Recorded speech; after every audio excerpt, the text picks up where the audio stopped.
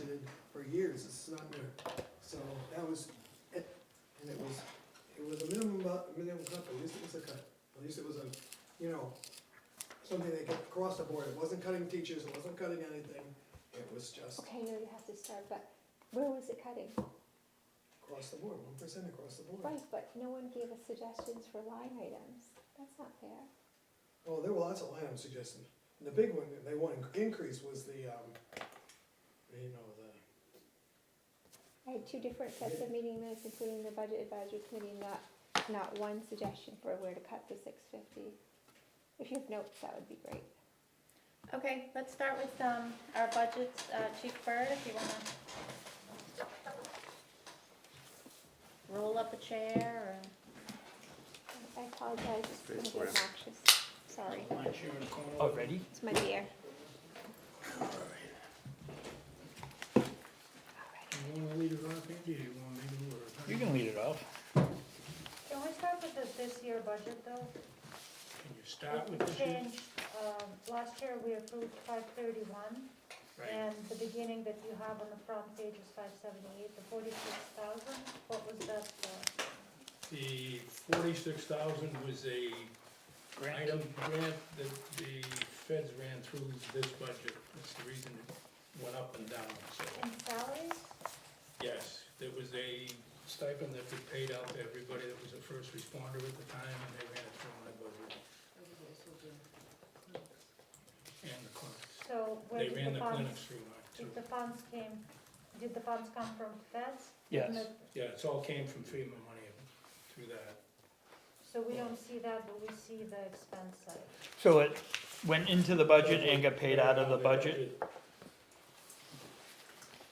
No, well, if it went in and out, it wouldn't affect the bottom line. So we don't see what came in, we only see what came out. You got kind of the salaries? The difference. Yeah.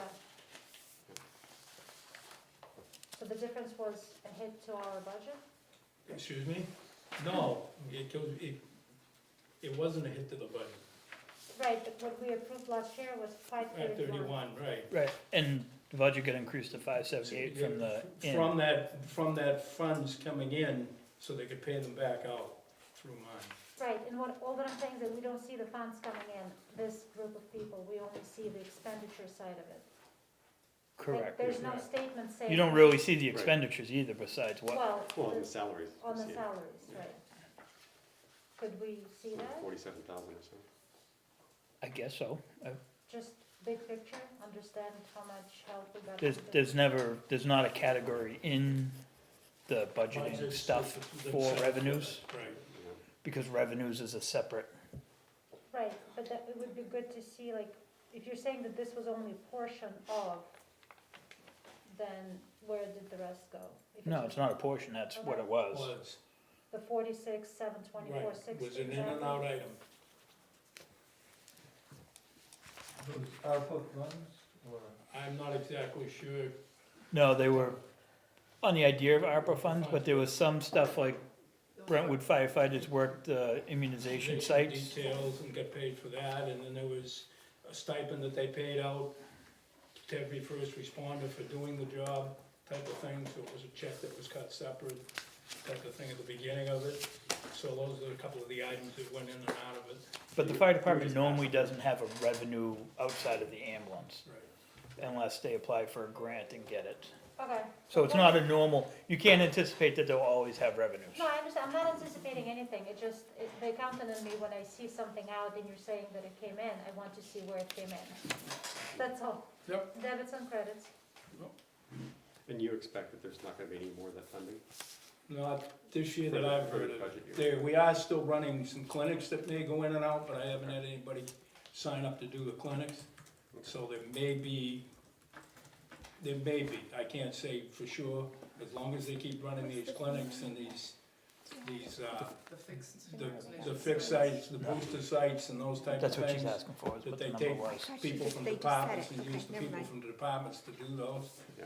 FEMA, the federal government funds that back. So there may be, but I haven't had anybody sign up for it. I was just making sure the 210 that we're looking at to the for salaries is not including anything that's coming No. in externally. No. Okay. Well, yes. It is. For the new, Because- for the new budget year. For the new budget, the selectmen have authorized some of the ARPA funds to offset the fire budget. So Yeah, I was gonna get into that. the I was chief's gonna get let him into go- that yeah, in a let's- second. Okay. Let's go down through, basically, and I think you guys got the sheet to explain the ARPA funds. Did everybody Yes. get one of those, and how it worked? So everybody got one of those in Yeah, front of them? looks If like they this, don't, I've yeah. got copies. Sure, Oh, actually, I absolutely. do have it. Alright. You can have another one. Looks like this. Yeah, I've got the. I don't, could Everybody I, got one? probably, but could I take do. another one? Yeah, absolutely. Do you have copies? If not, I can go I do. Oh, I around. have all Yeah. kinds of Do you copies, see because I didn't know what everybody had. I'm good. This one here. Thank you. I don't have color copies, Mine's but. color. Oh, do you want color copy? No, 'cause Not here, it's probably I already easier. gave you crap about color copies. This one. I told you, mine That are- you're free, that's right. Mine are free. 'Cause I don't make as many as you guys. Does anybody want a color copy? Do you need me to read or? Sorry about You can't get out of that easy. that. Huh? You can't get out of it that easy. I'm trying, No fake tones. I'm trying. Do it for the big one, it's my turn. Big area. So, if you take the original sheet, I would assume everybody's got a copy of this one.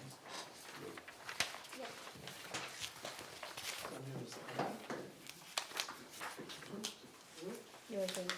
So the overall salary increase, which is the 400,787.25. If you go back over to the chart that I was showing everybody, the idea behind it is the ARPA money was gonna be used for that, to offset some of it. So if you take $250,000 of the ARPA money and offset it for the first year, it leaves you 150,787 that would be a tax impact this year. Then the following year, the budget itself would be increasing by 250,000, well, what's left over after that year is 250,000. We would offset that again with the ARPA funds for 100,000, and that would be a $150,000 impact next year.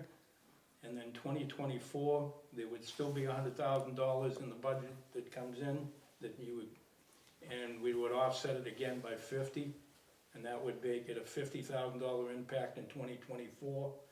And we had 50 left, and it would be a zero impact in 2025, is the way we offset that 407. Some of them are successful. $780,000 is the way we came up to offset that. So the total amount of ARPA funds comes in now. Or you Total, have. yes, and you get to spread it over 5 years? Yes. Right.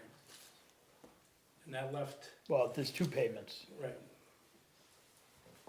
So it would spread it over the 5, and that left, I believe, 69,000 in ARPA funds, if you read the bottom of the chart, for other purposes. They were generous enough to give me the lion's share of it to offset the budget for this year. The 236 is times 2, why is it times 2? Right, Upper left-hand corner. That's what he said, that there's two separate there's payments. there's two separate payments, so that's why he said the two separate payments. Okay.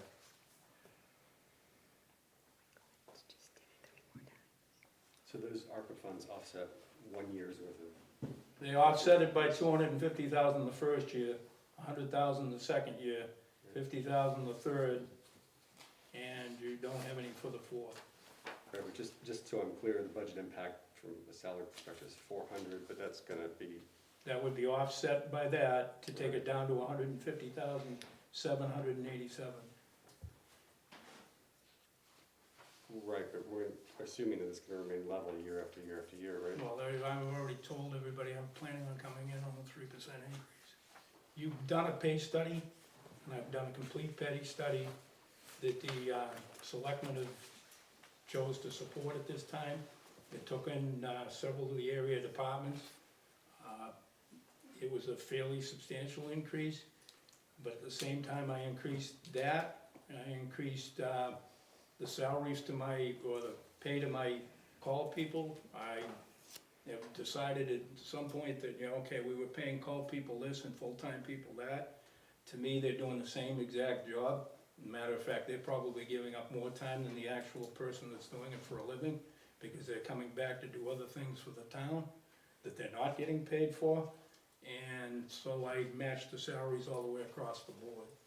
So the salary increases, you should have got a copy of, I believe. That was that chart that I can see. Chief, is there a worksheet that you could share with us in terms of how these numbers were calculated for the salaries? Because I looked at the matrix, and it's just not very intuitive on how to back into the numbers upfront. You know, you probably have new hires that you plan for. I got, well, there again, this budget is built to expand out to 2 more full-time people, and it's expanded out to 24 hours a day coverage for 4 people. Right. So it would take the 2 people that I've already got and increase their days to 12 hours, and then add 2 more full-time people. And the idea behind that is I would continue the per diems during the day and go back to go back to the stipends that we're paying right now to people, which by the way got increased. And so there would be stipend people at night, but you would have at least 1 person to respond if I didn't have the coverage from the stipend people. I did build in a little bit to maybe use a couple of the per diems if I have to, but it wasn't built in with a big amount of people to do that. The idea was to hang on to a call department. Once you drive a call department out of a town, then you start eating everything, and the salaries increase, and the group increases, and I would be back in here looking for more manpower. I am trying, like everybody else, to come out of this with the best way possible, and to give as little impact as possible, because the next step here is 4 more guys on top of the 2 that I'm looking for, and covering with 2 guys, 24-hour days, 7 days a week. So I am trying to avoid that. Chief, what she was really asking is what pay rate you use to calculate for, We've calculated it off the. Right. Yes. Well, the thing is that I cannot back into numbers. If I can't back into numbers, something's intuitive, right? So you look at, you know, vehicle repairs and you say, okay, we're running at 24, he's asking 30, intuitively knowing how difficult it is, how many repairs. There's several, and I'll explain it to you, there's several things that are built into the salaries. The stipends are built into the salaries, everybody's pays and built into the salaries. Did we cut the vacations out? The vacations are on this too, under the salaries. The first one, 110, Yeah.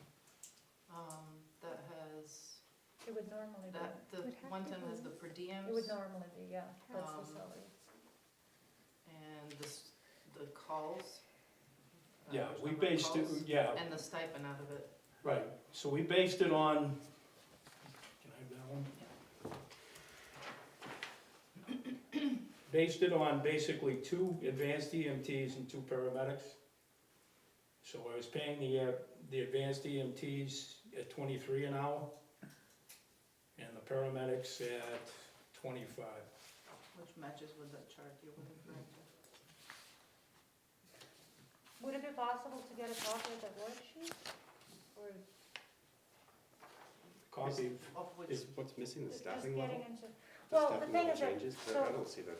I just, let me finish explaining what I was telling Andy, is that, so we have, you know, payroll numbers, we have X number of people, we have regular hours, we have some overtime, whatever. there's right? several variables built into that, and the variables are, I built it in with 5 people on a call, I built in X amount of overtime for each guy.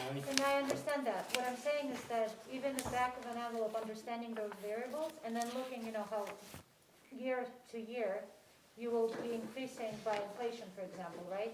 So that will change the calculation of the ARPA as well, a little, in terms of how much Well, I the would, impact. yeah, you guys can play with the ARPA funds after that, but just knowing that you got a limited part of that, you take the 150,000 and increase it by 3% is I understand, basically but what seeing But the, there are things in the contract, or I shouldn't say contract, but you got state retirement and things like that that are built into it.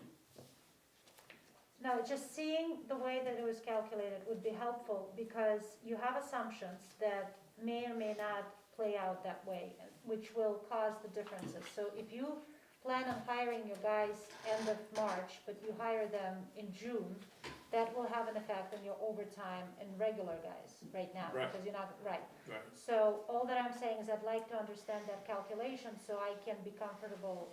And, I don't know if I'm the only one, but I just want to make sure that I'm comfortable with the payroll numbers and understand your logic behind those calculations. That's the biggest increase on the budget.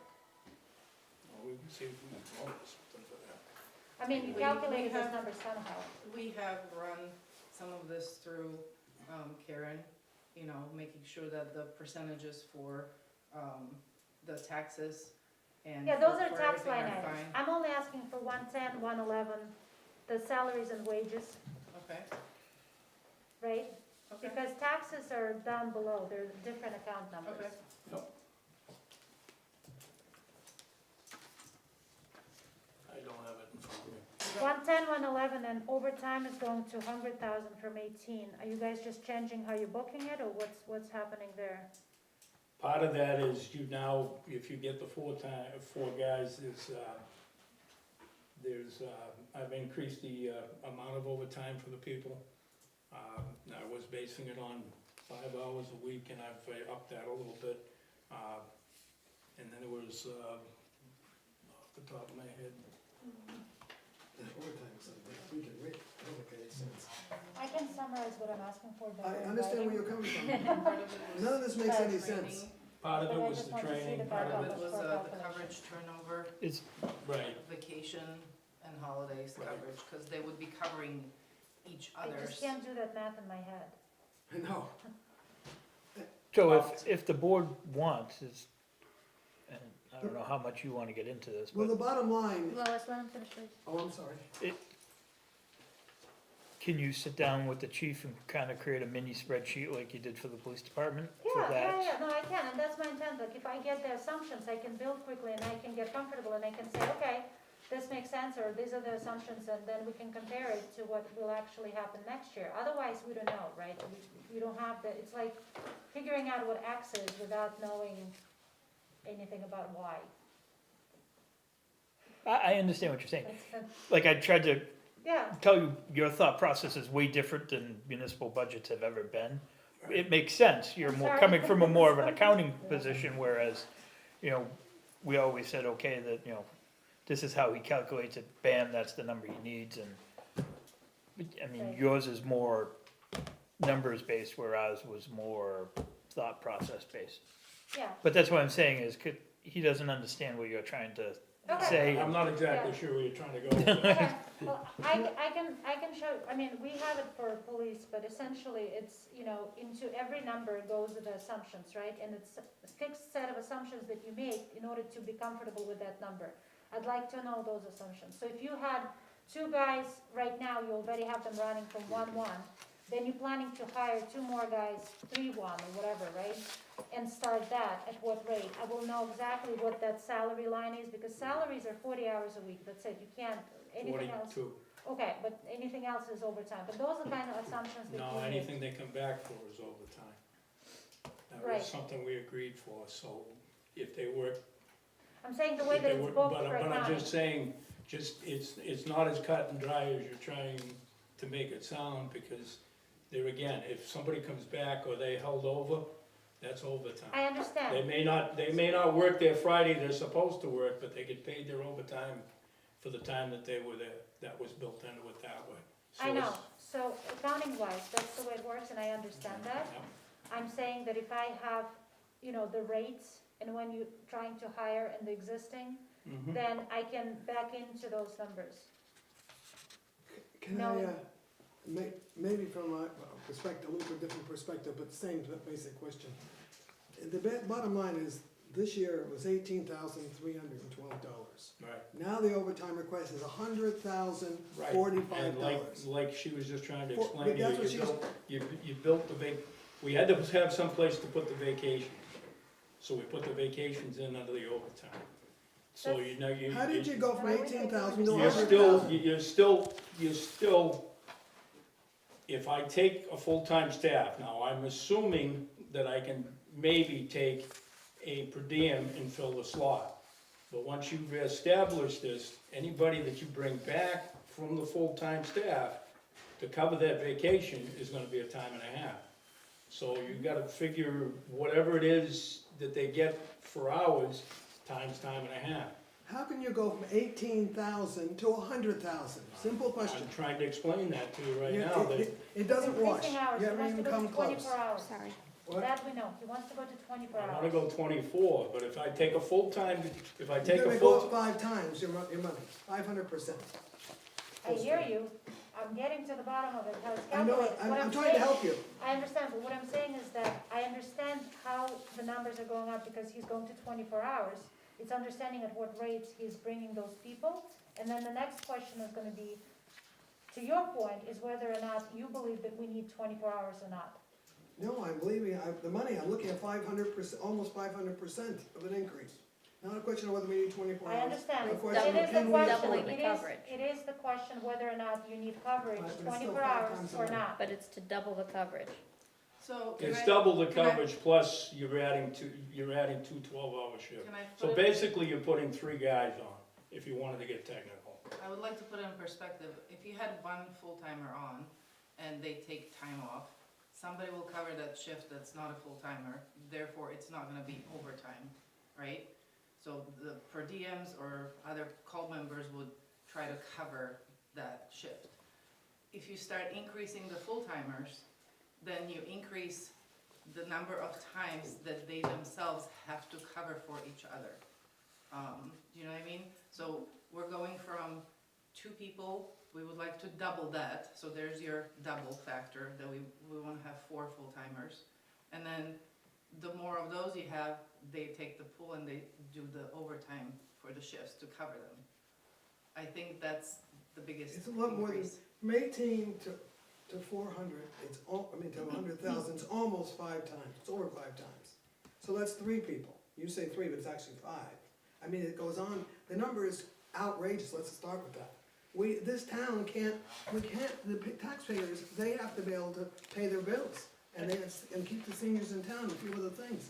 Some of this kind of an increase is ludicrous, unless, the only thing I can see that you can consider is put a warrant article in for this, let the town see what you're doing. Put those 2 people, if that's what it's costing us, 2 more people, warrant It's- article. That's not that, it's it's changing not- the schedule.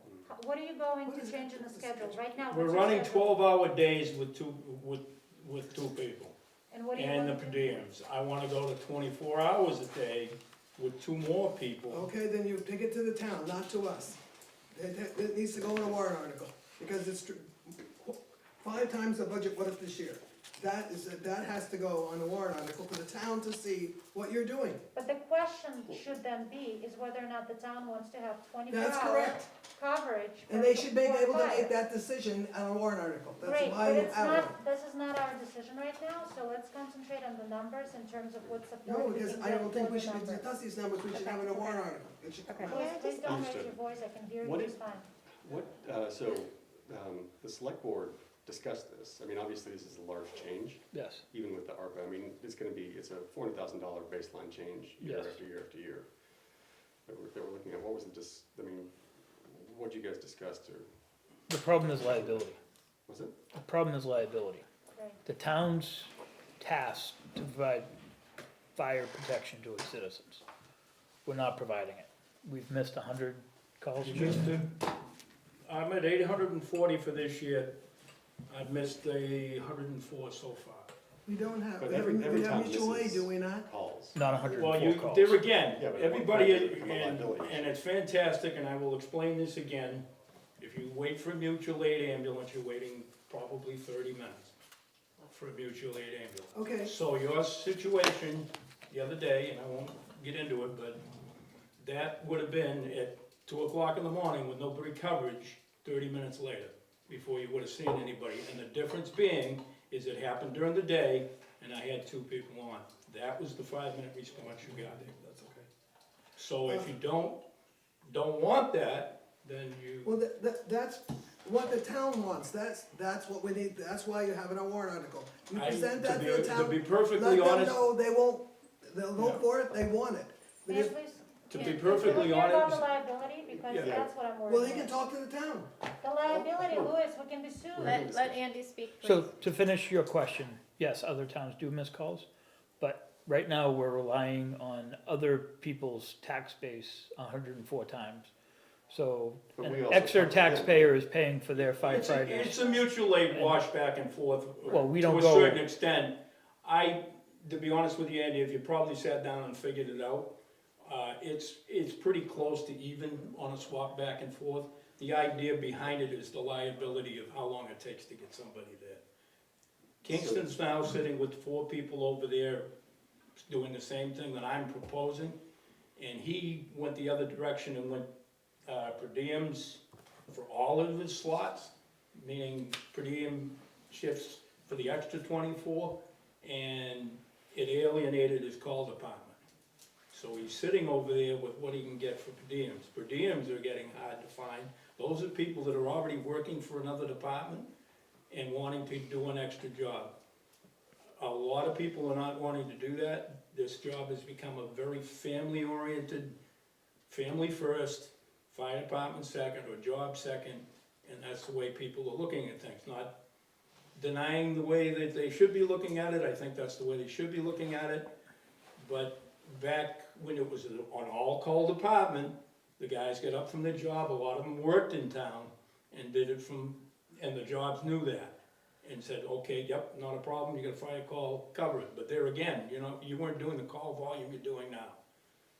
If you started out at 100 calls a year, or 200 calls as it expanded, like I said, I'm up 130 some odd calls this year already, and I haven't finished the year yet, so. But part of that is that you do differently now, you go the fire truck goes, if I'm correct, you go to every call, you go to the accident, you go to the fire truck goes, those are all increases you added. No, you would get, if you're doing an ambulance call, the only thing you're gonna get is 2 ambulance people. I am allowing people to come back, I am encouraging people to come back, because that's how you keep the call department interested. But basically, you're getting, during the day, 2 people in the ambulance. You're getting, if I'm lucky, 3 on an engine because I'm covering. The idea behind this was I was supposed to have 2 people on during the day plus myself. And right now, with the shortage, I am capable of covering it now, but I went almost 6 months with just myself and the other full-time guy. And I actually was covering some of the rotating shifts to begin with. So my shift rotated around for 12 hours a day and covering that way. So the idea behind this is to get the coverage in town. This is only gonna get bigger, people. You're talking town centers, you're talking expanding businesses in town, you're talking different things. 80 homes. You're talking another 75 to 80 homes on the other side of town. That's fine, but that's what needs to, when you're hiring 2 new people and you're doing this kind of an increase, that needs to go before the town. I would be not honest just with you. to throw it out to a To budget. be honest with you, Lois, I would, if I polled the people in town here, 90% of them would figure you got a 24-hour day, 7-day-a-week fire department now. No, they don't. Yeah, Nobody, I don't know. Uh-huh. May I ask a question? to Yes. poll the new people, New people, right, well, ones that those are the don't know what ones goes that are on here. moving in Well, expecting they these still live things. here, so. Surprised. Yeah, Hello, but they hi. don't know, Nice but to meet they you. choose not to find out. They May I don't know. please clarify something with Andy?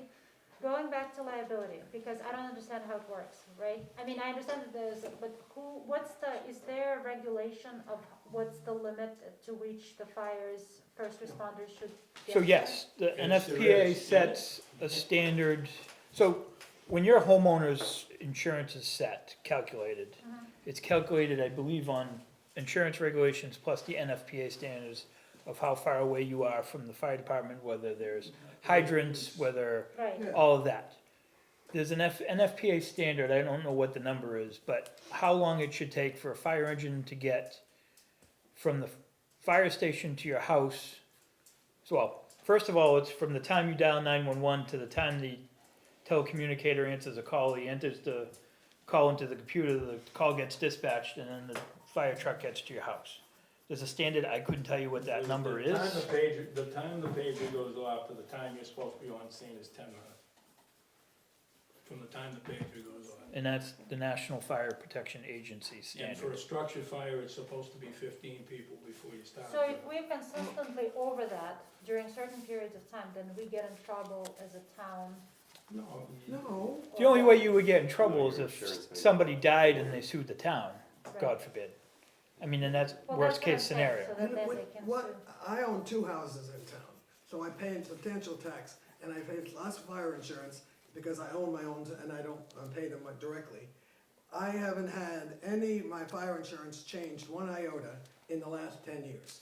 If that's the No, case, because and the last, if all those rules have changed, why isn't my fire insurance changed?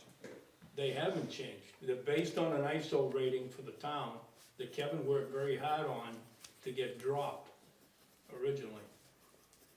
That's So- Chief of Lemoyne, which was Right. the 2 pre- chiefs prior to, Right. Worked very hard to do that, and that hasn't been done again in the last 10 years. And to be honest with you, I'd be really reluctant to try to do it now, because of what they want for a standard. Because of things. Everybody complains when you see 15 fire trucks pull up in front of a building. Well, yeah, you got 15 fire trucks in front of the building because you probably got 2 guys on it. Back in the days when this all started, and it was a volunteer department, and we weren't doing the call volume we were doing, you'd probably get 6 guys on a truck. Because they were lined up to do it. To get people out at 3 o'clock in the morning, that work a normal shift now, is like pulling teeth. Hence the reason the increases in the So what stipends. you're telling us is that the people you're gonna hire full-time are gonna work nights? They're gonna work one night, they're gonna work 24 hours a day, right. I haven't worked out the shift, but there is a rotating shift that goes with that. Since they're gonna be the premium, they should be working nights since you said that's where you need the coverage. You need the coverage during the day, you need the coverage at night, period. You're not gonna get somebody to work nights.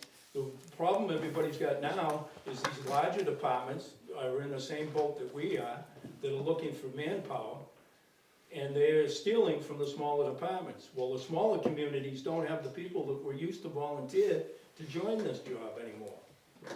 So there again, that pool gets even So smaller. 24 hours, no, it's like the bigger fire departments where they go there and sit there for 8 hours, they're there 24 hours a day for 3 days or whatever, and they spend half of their time there doing absolutely nothing. That's The other- not true. If they're 24 That's hours a not day, true. they're- If you've got a decent department, they're out training, or they're out doing public relations, or they're doing some other work every single week. every single day. Right.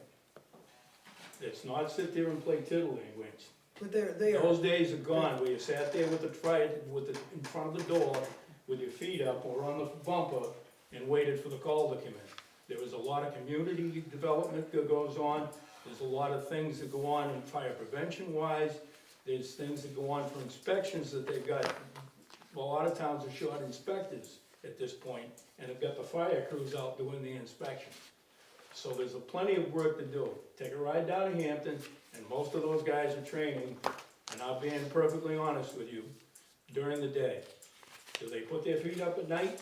Yeah, probably. I'm not gonna lie to you. But they put in a full day. And at some place like that, where they're running constantly, and those guys will run till 2 o'clock in the morning, and then they may hit a pillow for I 10 think, minutes. you really, us in Hampton is like, Well, there Cadillacs again, and you kitty take it, cars. I understand that, but this town is growing that way, or not as quick as that, but it's headed in that direction. We don't have anything even close to what they Well, got. you're discussing committees to start researching that. You've gotta start with a grassroots base. We started those committees for the last 60 years, or 40 years. And I'm just saying, And every time we come up with the same thing, we don't have water, and we don't have sewers, and we don't have electric, without that, unless we're gonna put sewers and built-in water for the whole town, we're not gonna get industry, because that's what it takes. But we do get more and more people, and we're having 80 more units built next year. And if, God forbid, there's a fire in my house in the middle of the night, I'd like the fire to be there within 10 minutes, hopefully, rather than 30. Anyways, for me, it's the question of just understanding the calculation, just on the accounting side. If you wanna come over and sit down, we'll try to explain it to you and set it up That'd that be way. great. Don't have a problem doing that. So would you be able to do that? Oh, sorry, Jack. No, go ahead. Just within a couple of weeks? Yeah. Do you mind if I ask one more question No, first? absolutely. I didn't mean to cut you off.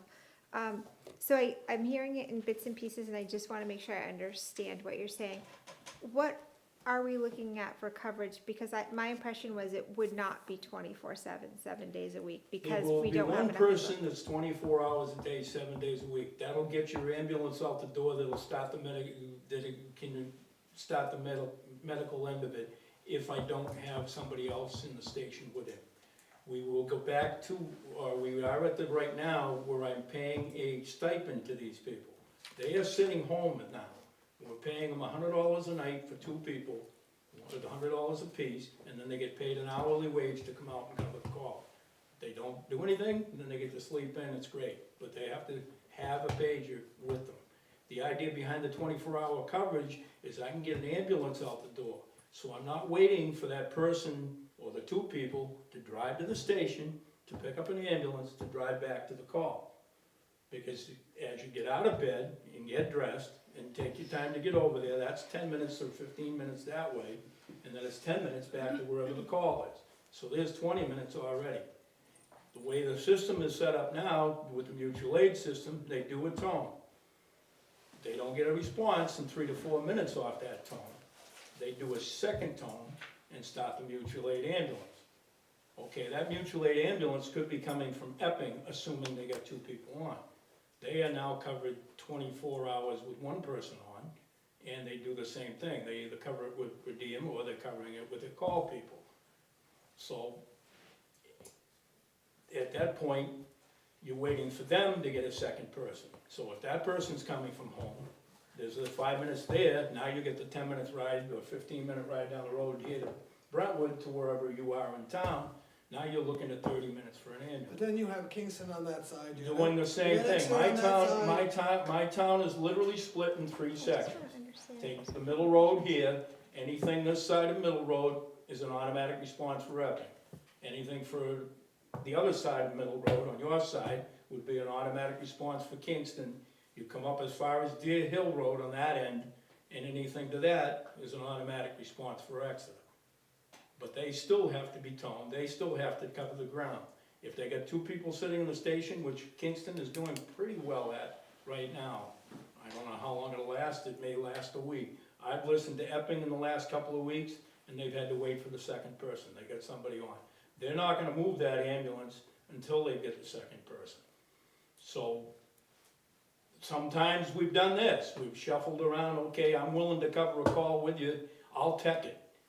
Just send me somebody, and we'll take somebody as a single from over there, I can do that under a state license, and have somebody come over from the other town and drive the ambulance, and we'll transport in mine, and I'll tech the call.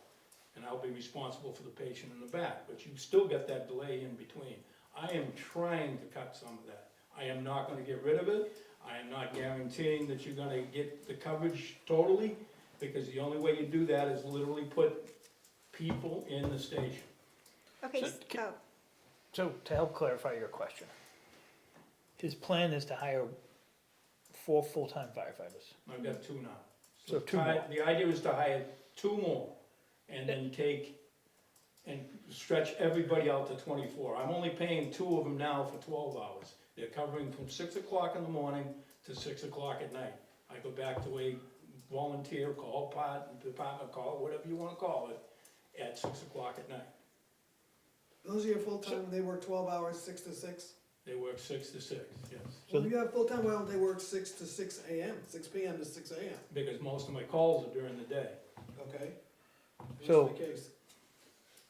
He wants to change it that there's one full-timer that works 24 hours a day. During the day, there's a per diem person that covers, and at night, there's a stipend person that would come in from home, if available. That's what he wants to change it to. So, but if we were to roll out an ambulance, right, we have the one person, I'm assuming an officer would meet them at wherever the incident is that correct? That would be, The PD officer, Yeah, they're not medically qualified. well, I just meant safety, even if it's a domestic violence call. Well, Are they're gonna we be there sending them long into a before hot I am, area? because I'm not walking through a door in a domestic. They carry the gun and the taser. So the ambulance driver is going by themselves, unless it's something like All that. right, you're saying. the town has been fantastic with the PD. We work well together. I will get an officer. Okay, so- There will be two people, but he's not medically qualified to do anything. So the idea is to get somebody there to start doing medical treatment, whatever it may be for. okay. And then you're waiting for that other ambulance to show up. So even with these changes, is it set up so you have, it sounds like you're not set up to have two people roll out a fire truck at any given time, though? No. No. Not even during the day. 4 times. During the day I Yeah. do. During the day I do. Okay, so during So the it's like day you one- will? One full-time and one stipend during the day, right? One's full-time, one stipend, and myself. Right. Per diem. Per diem, whatever, yeah, per diem. Okay. During Per the diem. day. Well, I don't even care how they're paid. I Yeah. just, I've been here years. If I have these questions, right, I'm on a lot of boards, I'm sure a lot of people watching have the questions, so I'm not even talking about the money right now, just trying to understand from the safety aspect. And I can't tell you how many people just assume we are purely a volunteer fire department. I know it's not true, and I've tried to set the record straight over the years, so that's why I'm just trying to understand. So, right now, There's a lot of people in town that don't realize you're a volunteer department either. Okay. You realize the phone calls I get at 7 o'clock at night, hey, by the way, this, that, and the other thing, because I happen to be in the station. And I go, you don't wanna do this on a regular basis.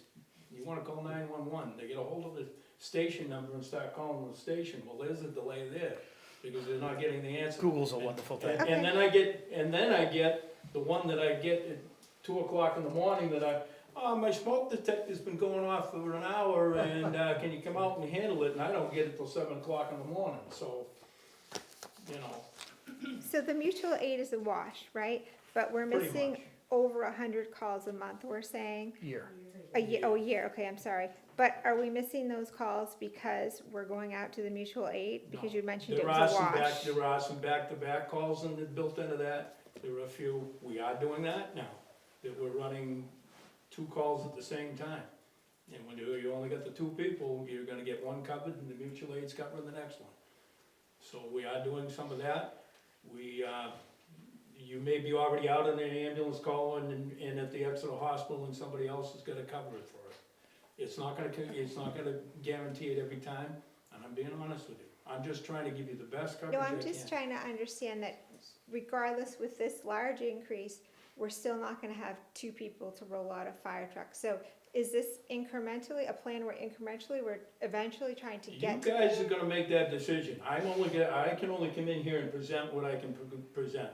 You guys, at some point, as taxpayers, have gotta decide what you decide is the best coverage for But the we town. don't have the Whether- knowledge base that you have to determine Based on that. based on right now, what I'm trying to do is hang on to the call department, because anybody that goes to full-time generally loses their call department, because they're not involved, because they already know that I've got 2 people getting up.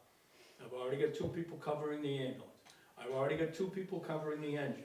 So are they gonna wait for me when I go mutual aid, or they're not gonna wait for me? That's the policy decision that I have to make, that, you know, we're not gonna roll it until we have 3 people on the truck. Well, if I don't see somebody on the board responding, I'm gonna take the 2 people and do the job. He's Like I applying said- first aid and hope it works. Right. And if it doesn't work, then he would have to come back and ask for another 2 firefighters, 4 firefighters. 4, if you do it again. If you do it again, it'll be 4. Yeah, and if you lose the people that you have, your call people, you probably won't get them back, so then you're gonna have more and more and more. And It's a very vicious circle. Once you get down that path, it doesn't stop. That's right. I That just should want be to considered. clarify something for you.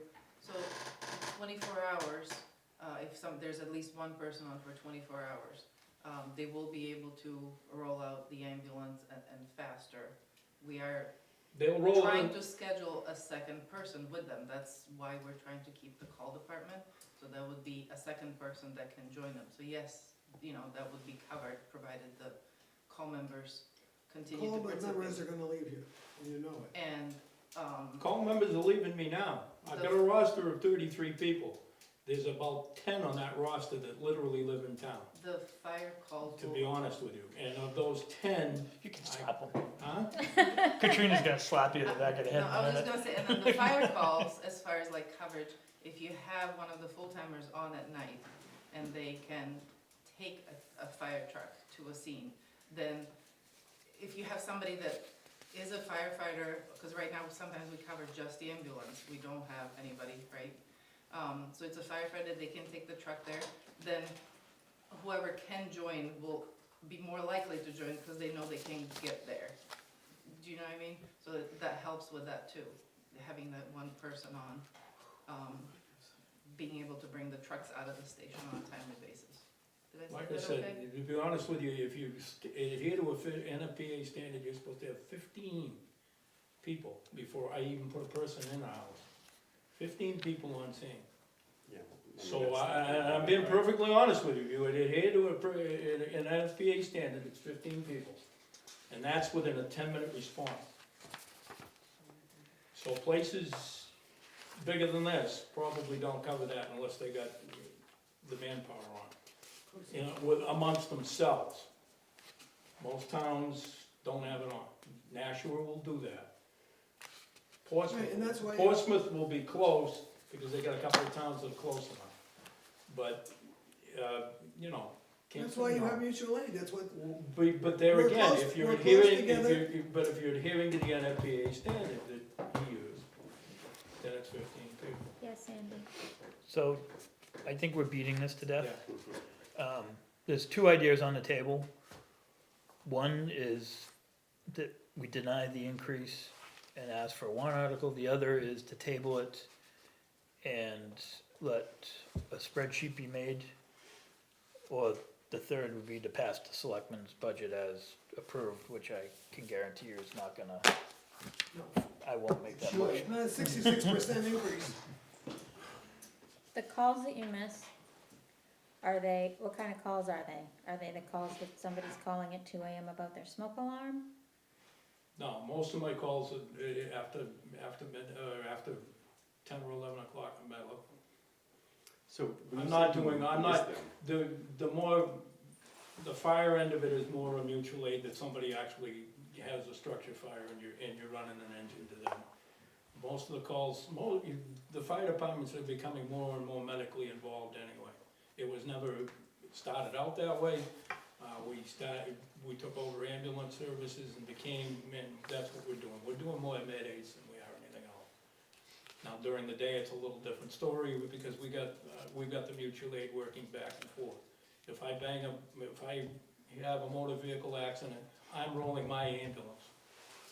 If it's on this side of town, Epping's rolling an engine to me with the equipment that I need, and vice versa the other way around.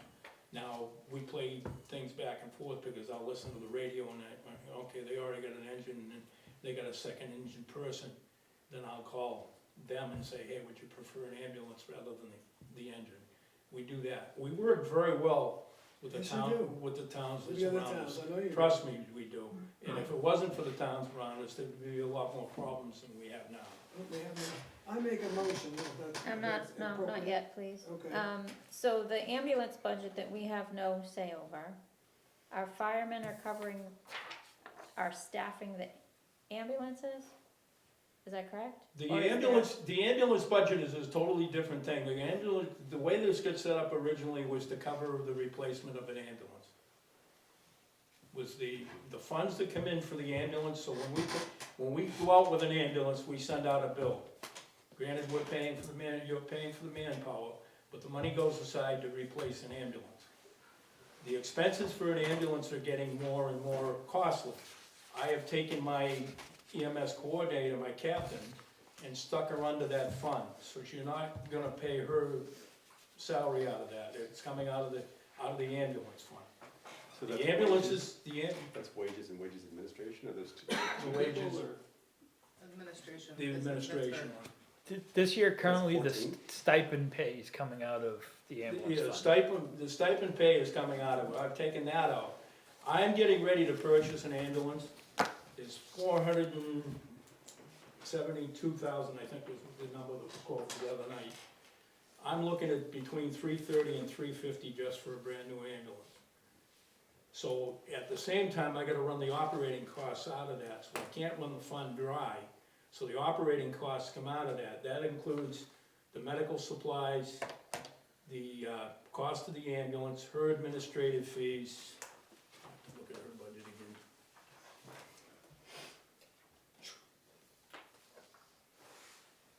She does some professional training, she does, the Intercept Services is the billing company. That's what they get paid, we run our bills to a building company. Maintenance contracts are basically anything that we have to maintain, we have to maintain our life packs, which are our heart monitors. The ambulance supplies, the vehicle repairs, as you can see, we're over that, and I've actually got more than that coming out of my budget to take care of an ambulance this year. And the equipment purchases type of thing. So hers is pretty cut and dry, I've taken a couple items out of it. Like I said, the stipends have come out of it, I've taken the pay out of it, just to make it easier across the board. So a lot of that number that's in there is part of the pay increase out of hers. The stipends are all out of hers because of what it's costing to replace an ambulance. The cost of supplies isn't going down, the cost of an ambulance isn't going down, and the cost of an administrator isn't going down for that either. That is a part-time position at the moment. At some point down the road, that will be a full-time position. How many ambulances do you have? 2. And you're replacing a new one, is that been a replacement or is that a third? No, I'm replacing one. Well, technically, we have no ambulances, because we No, don't have it's one. back, it's back. I got one back. Then, no, actually, I've got Epping's ambulance sitting in the barn at the moment. The way repairs have gone with things at the moment, you can't get parts to save your soul. I've had one sit down in McFarland Ford for over 4 weeks, looking for a catalytic converter. And my newest one is sitting down there waiting for a fuel pump. So that's been there almost 2, well, it's been there 2 weeks, waiting on a fuel pump. I just got the one back, the older one back, that's on its way out of here when I get the new one. The idea behind this is it runs first due, meaning the first due ambulance, all the time, up for 8 years. Then it goes back to the second due ambulance, which is the backup ambulance, with I try myself to run during the day with the full-time people, which they aren't happy with me, they'd rather run the new one. And then I run the newer one at night, just to keep some mileage on the thing. When that goes, and then we go back line, and at the end of 16 years, you're trading in an ambulance. So the one that's going out is a 2006 now, it's due to go out in 2022. Chief, how much is the ambulance? It was running between $330,000 and $350,000 for Okay. an ambulance. So if we're averaging, I'm just looking approximately, revenue's 99 and the plan is, the expenditure is 81, rounded up 20. It takes quite a few years to get to a new Right. ambulance. That's why he wanted to, That's why and this new budget. that's why the new See budget it? took You everything know out what I of it. mean? It's yeah. great Yeah. to see it, because then I can be like, yeah, that makes sense. Like, just like. I know what you're talking about. No, I know what you're talking about too.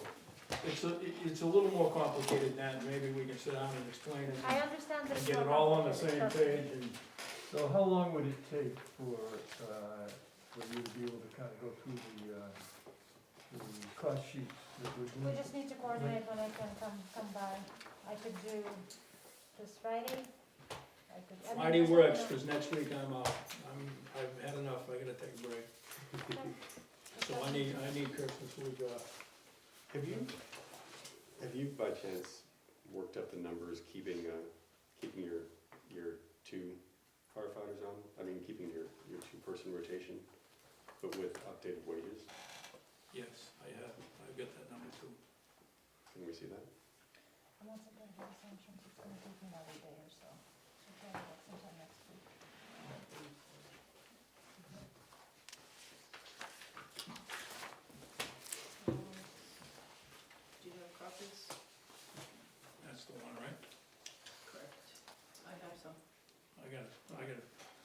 just have yours. I'm just getting mine.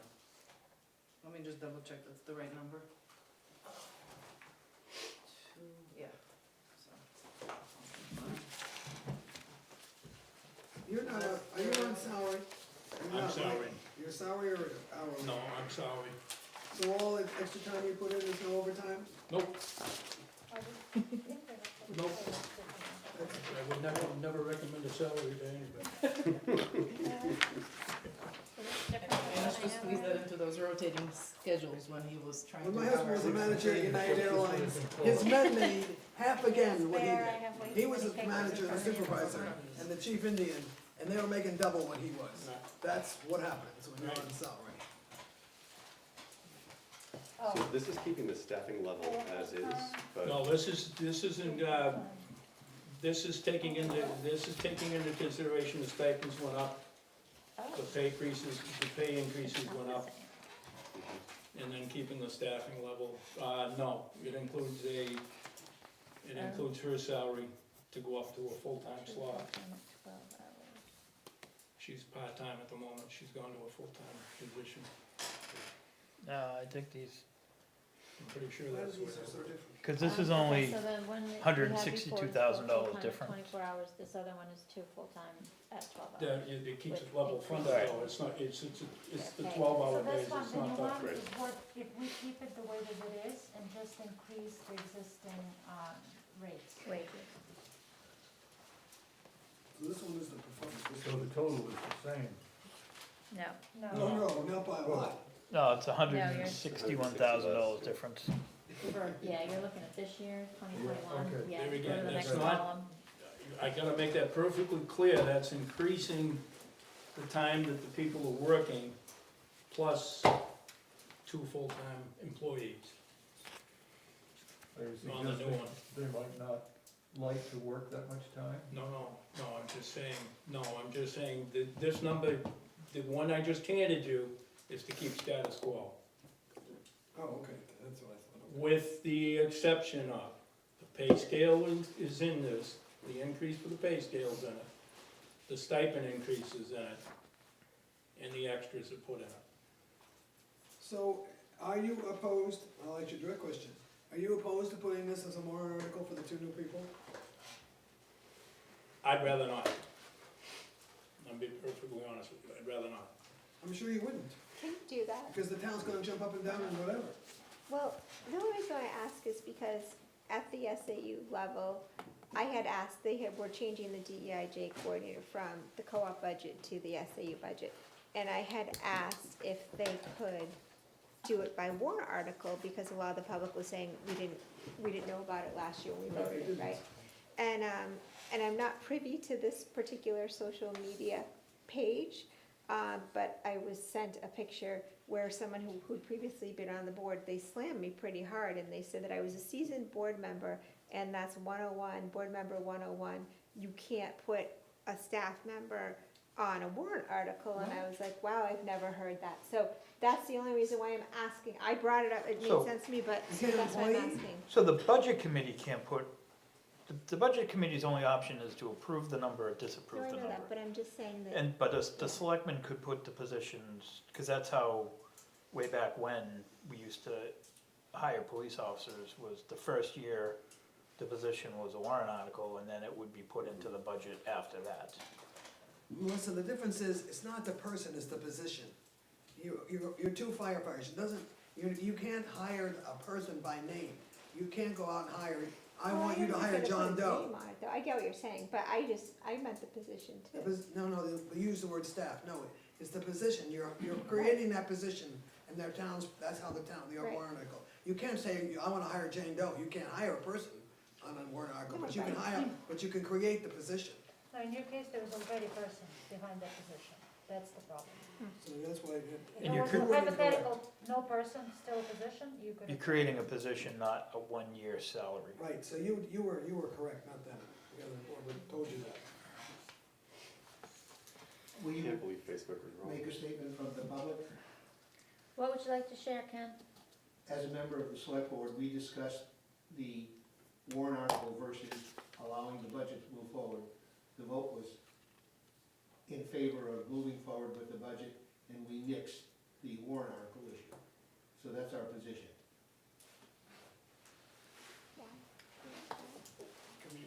How come? What was the reason to not do it as a warrant article? The emergency of what we really need to do. As it is, these salaries don't go into effect until April 1st. If we had a warrant article, it would delay Joe's activity by at least 2 to 3 more months before replacements could occur. So for expedience purposes, over 100 missed calls. How would you feel if it was you? There again, No, they weren't missed. Right. Yeah, Mitchell Egg covered them, they weren't missed. Where'd you get the idea of missed? But It if means there he was a didn't heart cover them, attack, but it was covered. what if there Oh, was a heart we attack in missed the the middle of the call. night? But it was covered, the people didn't not get taken care of. I said what I said. Julie, you were not. Thank you. the problem, and I will speak to the warrant article issue, because if you take it out as a warrant article issue, first of all, the number decreases. You're not presenting what's coming up for the following year's budget, because you're presenting a warrant article that's gonna cover whatever it ends up at the end of the year to cover 2 people from June on. You're not expressing the $400,000 impact up front. You're expressing, okay, this year it's gonna cost you whatever it comes up to, you know, 150,000, we'll use a number just for the sake of argument, at the end of it. So you're presenting a warrant article that says $150,000 to hire 2 full-time people and to increase the budget to cover the other 12 hours for the other people. So you're presenting a warrant article that doesn't really address what it's gonna cost you on the other end. You gotta be able to present that other end, that by the time you get there, next year, by the way, folks, it's a $250,000 increase on top of that 150. My problem is like he said, if you take it out to a warrant article now, I don't get, if I get it passed in March, it's another 2 to 3 months of a hiring process to even get anybody in the door. In the meantime, I have still gotta do what I'm trying to do now and make ends meet. And I don't think that's the way the town should go. I think it should be the way that we present it and have it done. As it is, it'll be April before I can get anybody in. That would give me a chance to advertise up front if you started, but it realistically wouldn't start till April, because you're gonna get the budget through. So you're gonna get the budget through March anyway, so to hire somebody with the best case scenario would be the 1st of April. It'd be probably closer to the 1st of May, maybe even the middle of June, by the time you get somebody on. If I can find 2 people. It's like everything else, and hence the reason we did the wage study and did the increases in the wages, is I compared myself to a couple of the smaller towns, and Danville had gone to the stipend. I went, thank God, somebody actually put a stipend out and went for $100 a night. And they do less calls, they do about 350 calls a year, but they wanted the coverage. And then he had to increase his pay, because most of his guys that are coming over to cover for him are guys that work in Salem, because he's an ex-retired Salem firefighter, and that's where he's done his recruiting for his people. And they turned around and said, for what you were paying, it's not worth it for me to do it for you. As much as I like you, to be away from my family the extra time, I'm not gonna do it. So that's the reason the pay scale went to the way The two full-time people, are they magically gonna appear, you can't get the help now? You're magically No, going, the there's no- full-time's gonna get you help? I'm sitting here telling you the truth. I don't know what tomorrow's gonna bring. I could lose one of my guys that I got now. The hiring process right now it's a buyer's market Absolutely. for help. So why is this gonna solve your problem? It's not, it may not, but if you don't take the step in the direction, you're never gonna solve the problem. So you don't think the pay matrix changes are gonna be competitive? I think it's a lot more competitive. I've asked 2 or 3 people, I've had 2 or 3 towns contact me now, just to see what I came up with a pay matrix. And want my figures for my pay matrix. Because they're in the same boat, and they're telling their people the same thing. You can't continue to pay somebody $15 an hour and expect them to get out of bed. They're gonna laugh at you. So, When you can go to work at Walmart for 20-something. So we actually have an option D. I mean, you went through 3 options. We have an option D, which is to to approve the increases associated with the pay matrix, keeping the structure the same, and then recommends the movement to 24 hours a day as a warrant article. So kind of splitting the baby. I didn't, I don't get, Well, no, so we have option D, which is these numbers here, keep it the existing two-person structure, but with the increased pay in order to enable him to attract Yeah. people, and then recommend a warrant article for the expansion in services. With the difficulty that the chairman of the select board just told us that he's not gonna do the warrant article. So. yeah, the but he problem- doesn't have to. But the problem Right. is that it takes one death. And one death is too many. If it's in the middle of the night, and God forbid, my husband and I, or whoever has a heart attack, and the ambulance gets there 30 minutes from that point of first 911 call, it takes one death.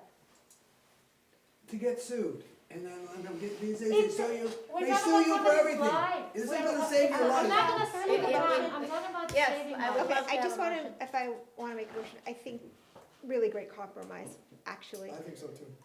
But that being said, I'd like to make a motion if I could, just to table it until Alina meets with the chief and we get a full picture, and then once we get a full picture, we go ahead and we make a decision of how we'd like to proceed overall. January 5th? Are we already meeting that day? 'Cause I We didn't wanna add don't a have meeting. those dates set, but We Yes, we should could do put that. a, we will do that at the end of the I'd meeting. like, yeah, the quicker we can get this done, the better. It just puts everything to bed. But you can't advertise anyway until it passes, No, I know correct? that, but. Yeah, well, he can advertise if it's in the budget, he just can't hire anybody. Right, really? yeah. Even if the budget hasn't passed yet? He can't hire anybody, he can advertise and At the school, we don't advertise until it passes, that's why I didn't think you I'm just could curious. advertise. you just can't hire anybody. Trust me, Yes, I made trust a- me, by I the made a time you motion get to around to table. doing Oh, it, we have a if second, I Michelle. I Okay, wouldn't be, motion and a I wouldn't be second to able to table. start this process until after not the even a first of the vote, year is it? anyway. Isn't So that why would, automatic table? Right. Isn't a table automatic? No, No, I think you you have have to to move vote. the table, you have to do something All with right, it once motion it's by on the floor. Melissa, Jack seconded. Motion to table the fire department, all in favor? Aye. One, two. Anthony, were you aye? Aye, Melissa? Oh, the table? Unanimous, are you on aye? Okay, unanimous table. Thank you for your time, chief, and no we'll figure problem. out Thank you, Chief. I don't have a problem our with that. next date. You wanna do this?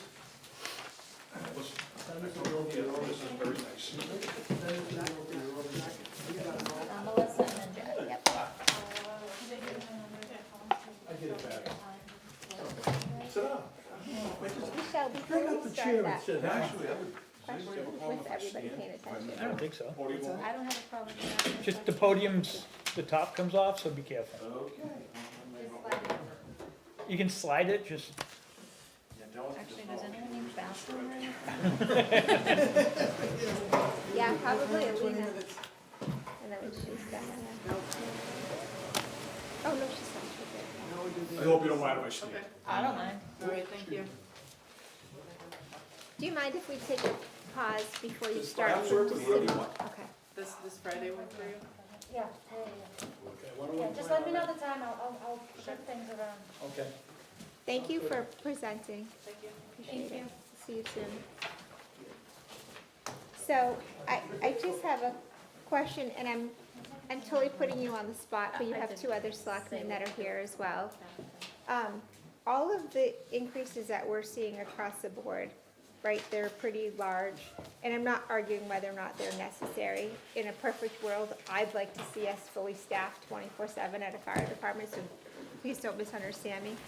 Is it, when you all are approving at the Board of Selectmen level, are you taking into consideration and kind of doing the math along the way, what our possible tax impact could be? Or is that more, you're doing it more from, as you put it, the thoughtful standpoint, and then Michelle would do that math for us as a budget committee, just so I understand? we're drunk spending.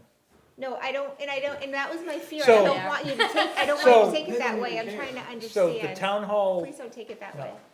the town hall raises were calculated in with losing a position and not filling it. So those were even. Yeah. The fire department is why we wanted to use ARPA money to try to offset some of that. And then we haven't calculated the police department yet. Could I, Yes. one sentence?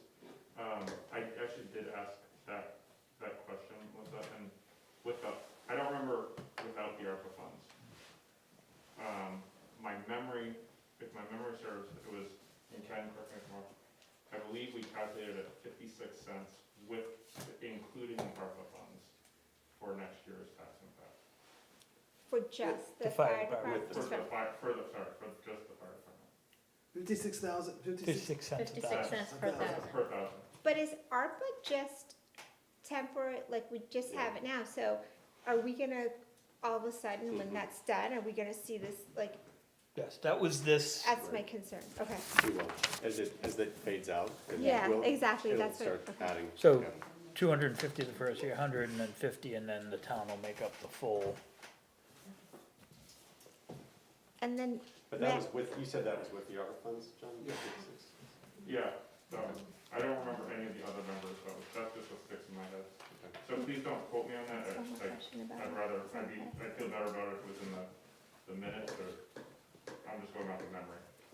So, but I ask you one more question too, and that is, I know we're looking to recalculate what the appropriate impact fees should be for the town, right?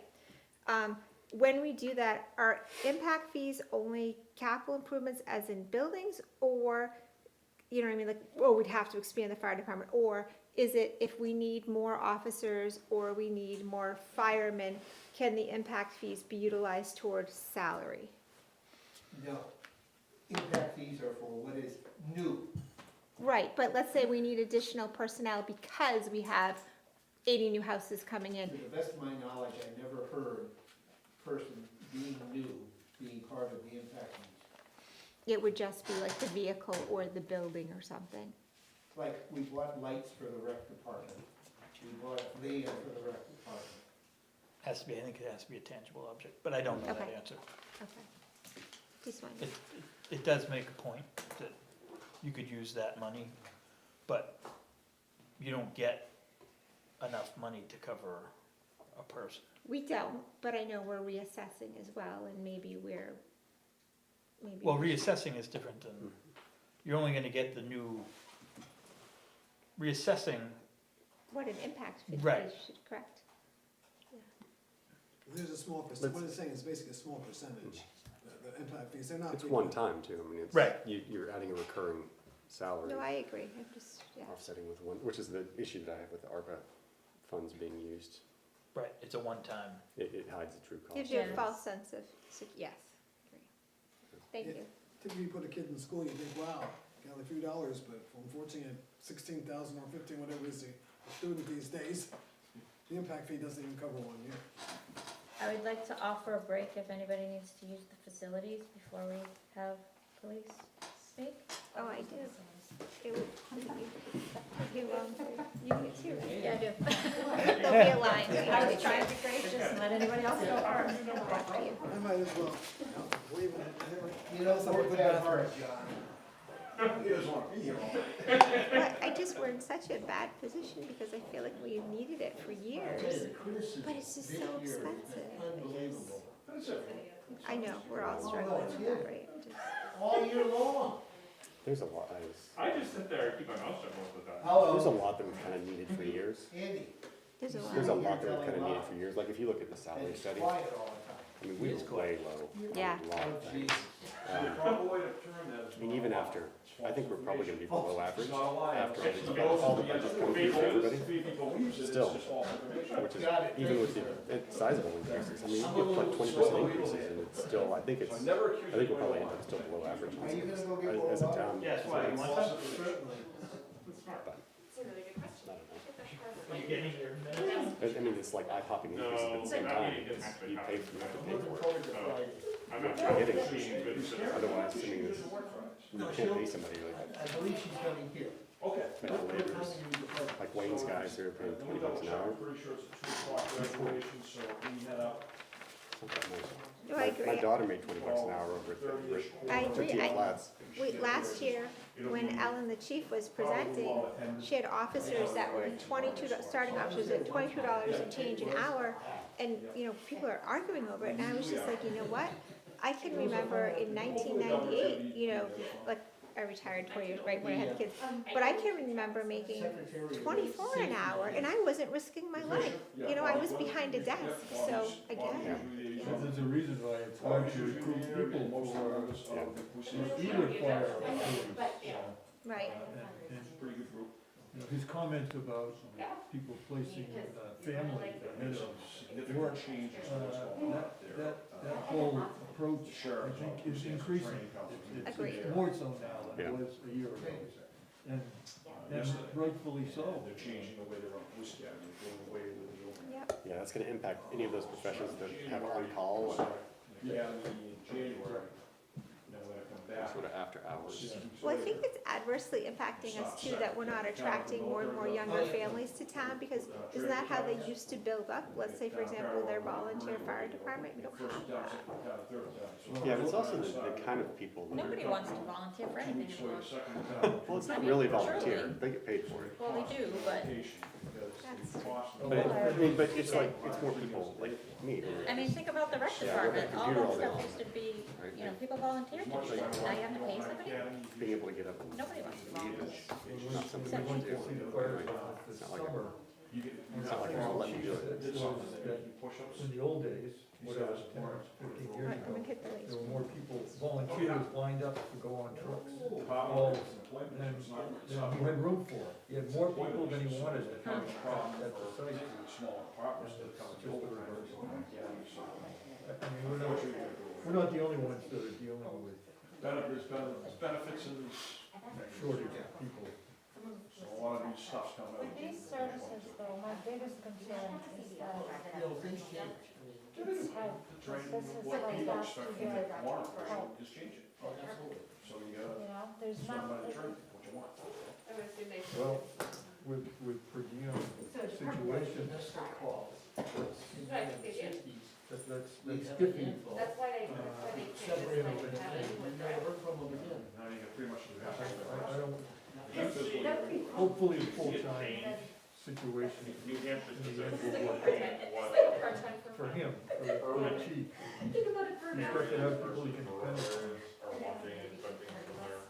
Yeah, a little bit, yeah. You need to get your son over to the fire department. Stratford County, Rockingham County, two probably, different should we agreements on that somebody project. try to recruit We're up there, all we're kids up there into yesterday his, doing first at that time, he response wanted to do because a police kind of on the camp. other, the And I'm like, Yeah. right now, 75% of what we find here is garages. So we went up there, we executed, we had about 20 warrants to execute, we got a lot of them. We'll get the others probably by the weekend. So this okay, is the this one, traffic. I do not want to come back. I can't hear you. This one, I do not. We don't waste a lot of want time to on it. Where you Wow. No, we get it in, we try to. Oh, yeah, 'cause you did the chart. Yes. Yeah. You've been there and that one, yeah. You better know the number. We're not looking to get the people that have the substance abuse disorders, we're looking to get the people feeding it, so. But it's a little bit of a rat race. Which we doing first, police or animal control or? What's This is for we'll about get police. 125, one of the worst drug orders in the state. We have to leave the line in a control. Actually, we can do animal control first. That's good, just get it off the table. Out of the file. Like this So we accomplished something tonight, right? Yeah, right? We don't enforce the. So the ambulance is on fire, both things. Yeah, I mean, this is collaborative. So I don't think we even vote on ambulance at the budget committee. No.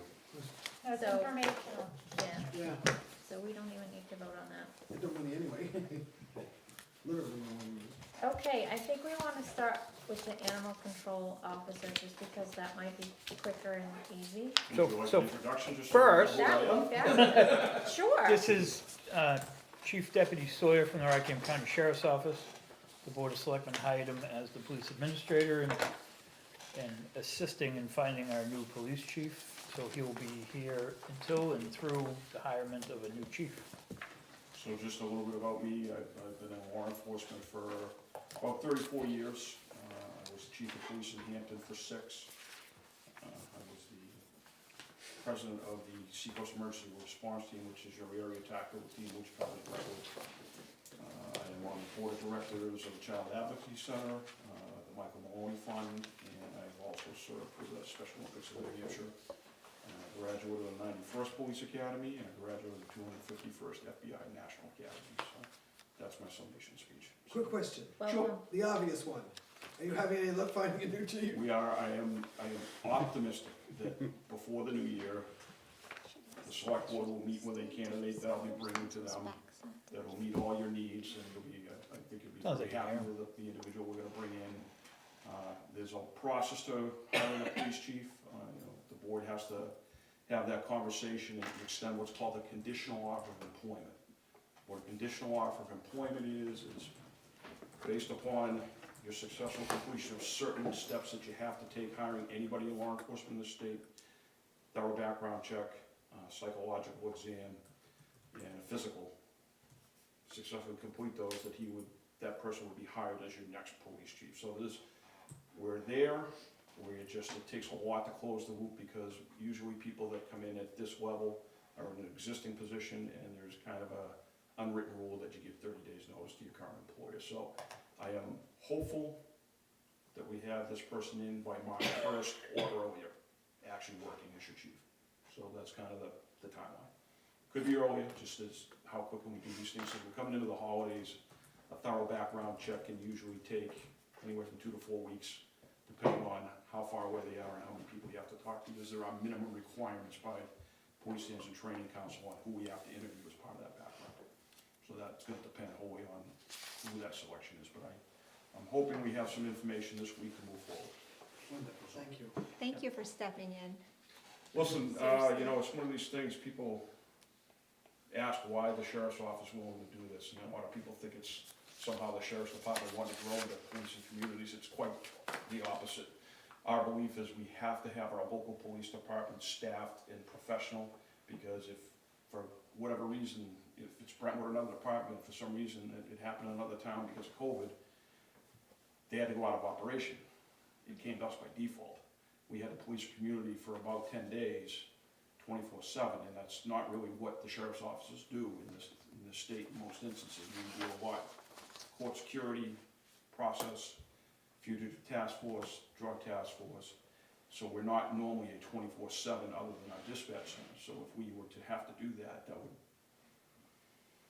really change our operations a lot. And we're not funded or staffed for that right now. So if we had to do that long term, that would be a complete overhaul of the sheriff's office. So our best interest is, because of the staffing we have, a lot of veteran and experienced people, that when the department's having a problem, we can step in quickly, help you get up on your feet, and then go back to what we're doing. So it's we're very lucky in this state. It is a small state, we all know each other. There's only about 4,000 police officers in the whole state. So it's a close-knit community, so we try to help each other when we can. So the animal control officer, I agree, thank you for taking that first, I'd like to get that one away. There isn't a substantive change. I know the first question that I got asked by the board was, we don't currently have anybody in that position.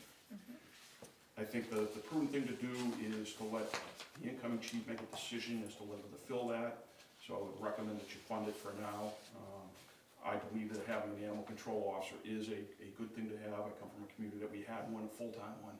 I can always tell you, I share the story I shared with the board, that within my first 2 weeks here, I was doing a rescue of a hawk, an injured hawk on the side of Prescott Road, and it was kind of, what do I do? So fortunately, I called the animal control officer, Anthony, who walked me through the steps to take, and me and the deputy were able to get that animal into a kennel, get him up to Jane Kelly's facility up in Epping, and it did survive. So, I mean, we see a lot of these animal calls all the time, and you want to have people that are trained to do that. I mean, the officers can get through it, but I've worked in departments where you didn't have one, and sometimes you have officers that just don't like dogs, or they don't like dealing with the animals. It's just one of those things. So it's better if you have somebody that's trained how to do it. So I would recommend leaving that open. I think the guys chased a pig today too. I'm sorry? I think the guys chased a pig today too.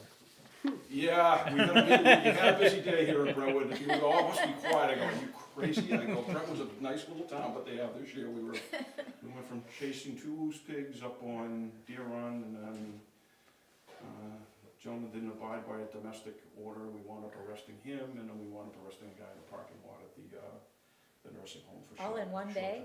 Yeah. Wow. You gotta remember, you're a busy little community because you're in a cross section of roadways, and Route 125 is just expanding and growing, and 101 for people that come from as far away as Manchester to get the 95 to travel to wherever they're going. It's a busy area. You have a nice little quiet section of it, but sometimes they come off the road, the highways and My come little into town. patch is quiet. Is this likely to be a full-time job for somebody? In animal control, you're roughly 4,800 people right now. I mean, you're kind of on the cusp of it. I think you can get by if you have somebody that is good at answering the call and coming out when you need them, because when you need them, you need them. You know, you got an injured animal on the side, or you got a dog that you don't know who it belongs to, and you got to put them somewhere. That could be tying up an officer for some period of time. So if you can get somebody this amount of money part-time that can get out and get into it every day, you can stay part-time for now. I suspect with the growth I see in your community, that it's probably gonna expand sometime in the future though. My understanding from the last chief that the officer could not carry a firearm, so he had to have a police officer with him. So why would we have both? I don't know why they couldn't carry a firearm. They were not permitted to carry a firearm. Well, that's not by law. Their last chief did not permit them to carry a firearm. That's the chief's decision, I would argue. And so you had to have a police officer both. I think That's Think you gotta take an animal down or whatever. no, there's That's not more to that. What? There was more to An that. animal Oh, I control know. officer has certain certifications that aren't required, but you should have. And one of the certifications, how to properly dispatch an animal. Right. You wanna do it in a humane way, put it that way. There is no requirement that it's a law enforcement officer. Basically, the animal control officer in Hampton is not law enforcement.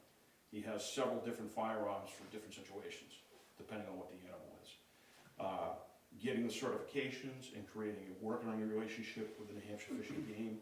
There's only 44 fish and game officers in the whole state, so when you call to get one, minimum they're an hour away. It's just the way it is. And when you deal with animal calls, it's kind of a thing, you need something right now. You need some relief because it's blocking a road and you can't shut down, you can't shut down Middle Road for a wounded deer in the middle of the road and leave it there all day. You can't just do it. always drag it to your house. Yeah, so it's one of those things, if you have a person that has the proper certifications, that may have been the chief's feeling on that. I don't believe, it certainly wouldn't be mine, that if you You answered had- my question. Yeah, okay, So that's just an hourly thing, right? Just an on-call thing?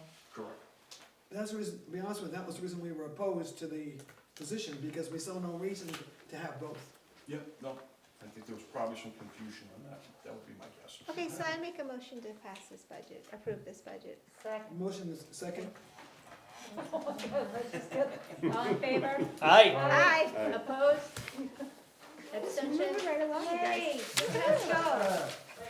Some progress. So, one of the things. One budget in 2 hours.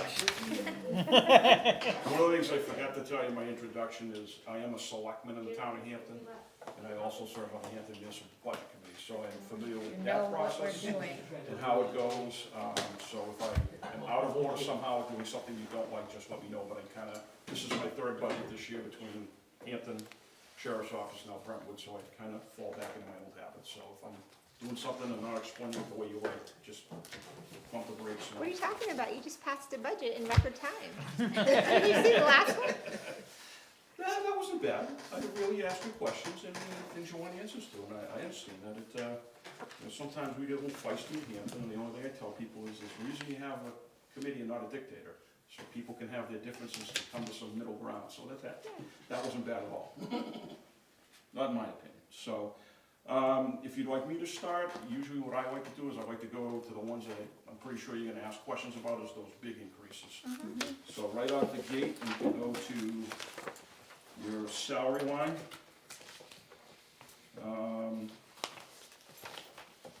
So current year budget was 477,583. We're coming in asking for 552,842, which is a minus 5.18. That has a lot to do with the staffing levels that you're experiencing and the fact that most of your officers that are gonna come in are gonna be coming in at the lower pay grades. Okay, when you have the turnover, go ahead. Is it 552,842 or 452,842? 452,842, I'm sorry if I said Okay, something so, wrong. so it's down. Yeah, it's down 5.18. Okay. So that has a lot to do with your staffing levels, and the people that are gonna be coming in are more than likely gonna be folks coming in at the lower level. And when you experience that, like we're experiencing in law enforcement, We're seeing it in the sheriff's office, we're seeing it in Hampton. You're getting people coming in with much less experience, which means they come at the lower end of the scale. The older ones are retiring, is that what you're finding? They're just not taking it? You're talking about overall office, the retention issues? Yeah, you have, a lot of people got hired late 80s, early 90s because of the crime bill, and so there was a big influx of police coming into the workforce. We've all, kind of me, I came to the end of that 30-year mark, you tend to start getting out.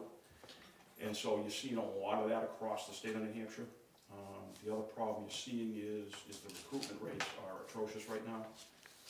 You have this, I hate to keep referring to Hampton, but it's what I know. The Hampton Police Department always hired from its part-time ranks.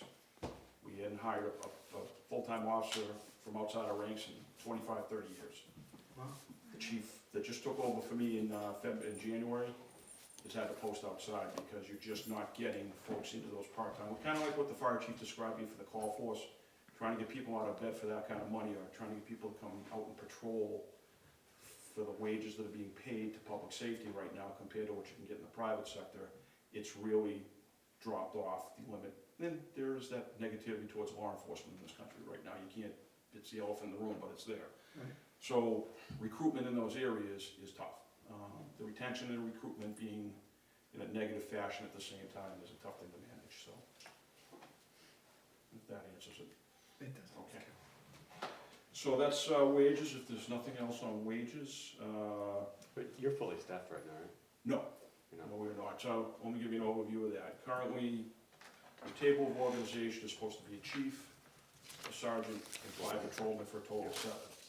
So currently, when I came in, upon the resignation of the prior chief, I'm a temp, so I'm filling that role right now until we get to the permanent. I suspended the search for the sergeant with the blessing of the selectmen for the reason I'll describe. I've been involved in processes in other communities in the past where they had a open chief's position and an open second in command position, or executive officer. And the town decided to move somebody into that position from the existing staff, who also wanted the next promotion. And when they brought somebody in from the outside, that number one, the chief didn't get to make the pick of the number 2, and it just doesn't seem to work well. They could be both good people, but to me, the most important decision the chief's gonna make is that pick of their second in command. So we decided to suspend that search and fill the chief's position first. Once we have a name, and we're moving forward with a background check on that individual, we're gonna post the sergeant's position so that when the chief gets sworn in, the pool of applicants is already ready. He doesn't have to wait a month for the applicants to come in, so that way we can get this going as fast as we can for you. So that's why those positions are open. So we have currently 3 patrolmen working in patrol. We have 1 who is due to graduate the academy on this Friday. We refer to him as Mr. Super Duper, his description, and he is a great guy. You can? Impressive, that's what I described him as. You? No, I described it as super. Oh. So, Officer Kelly will be graduating on Friday. He will have a little bit of a delay due to some of the issues that are going on at the academy. A lot of going out of the 60-some odd graduates, only 33 are actually getting their certification on Friday due to a number of issues due to health concerns that they had to be protective of. And anybody walks into the academy, they check temperatures for fever. So if you have a fever, you have to go get a test. You're cleared from the test, but the problem you have is if you miss that day's training, you have to make that up before you get your certification. So most of it is classroom, but sometimes you have some of the training is the hands-on stuff, the driving the firearms, active shooter training. If you miss one of those days, you have to come back to the next academy to do it. Wow.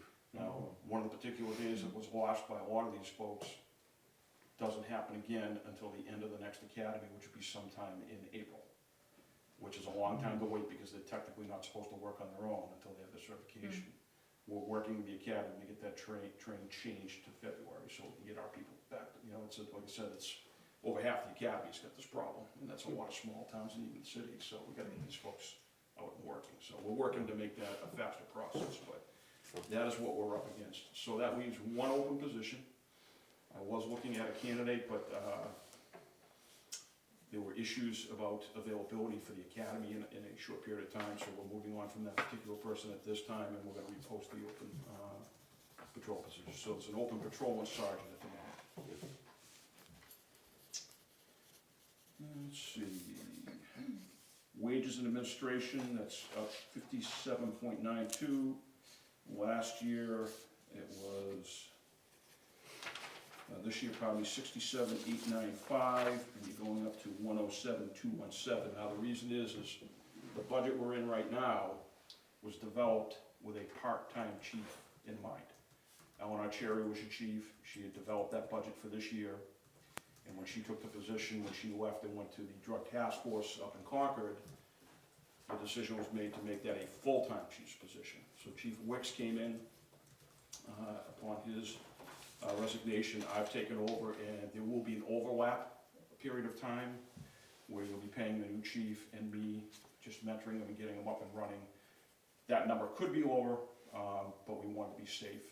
So that reflects the fact that you'll be paying two people at the top end for a short period of time. What would that be if it was just one person? I am roughly 2,000. 82,000. What would the one? It would be closer to 97. Yes, 97 if it was a full year, but Oh, okay. because the town is gonna be paying, Chief Sawyer, there is an overlap. Currently, the estimated start date for new chief is March 1st, and assumed last date for Chief Sawyer is end of March. So we're posting, is it 97K salary for a chief of police? Top step, yeah, that's the top rule, and I would suspect the person that we're bringing in would probably come in that with his level of service and qualifications. But that would be between the board and the workout. And that's part of the work that you guys got too. Which were amazing. Yeah. Thank you. Incredibly detailed. So the next big change one is gonna be your overtime line, which is up 158.33%, and that was, the current year budget was 21,608, and we're moving that up to 55,820. A lot of that has to do with the vacancies you have. Right now, we have the benefit that we've been able to change the schedule for our Brentwood officers to cover our weekends and our evenings. So during the daytime, a lot of the calls for service, like today, will be answered by Rockingham County Sheriff's Office. But at some point, we have to break away from that. That can't, we are not structured to continue that on a long-term basis. So right now, it's a temporary, I'm sorry. No. Oh, I'm sorry, I thought you were saying. So that's gonna cause a lot of that. The overtime also is affected by salary increases to our existing staff and the folks coming in. We have a step plan, I think you've seen it, that Chief Archeri developed. So I believe that's calling for roughly a 2.5% increase for each officer and an additional 2% COLA upon approval of the budget. Which, actually, if you look at the worksheet, it doesn't end up to be 2.5% for each, because the way the Chief Archeri's matrix worked, the people currently were not always right on the matrix. So for some it's less, but with overtime, there's also something that Karen brought up that, makes sense. The Chief Archeri booked so overtime is 1.5, right? So you take a rate and it's time and a half. So the way Chief Archeri budgeted for it is that she booked that 1 under salaries and only half under overtime. But the way that it should be booked is that 1.5 under overtime. So there's a correction in here. So if we took all of the overtime and booked it correctly for this year, the number would be larger. But every time business I've ever been in, your straight time comes first, and then your overtime is only the 0.5. Time comes first, but when you budget it, you have 40 hours of straight time, for example, right? Right. When you go to 45, that 5 hours is time and a half.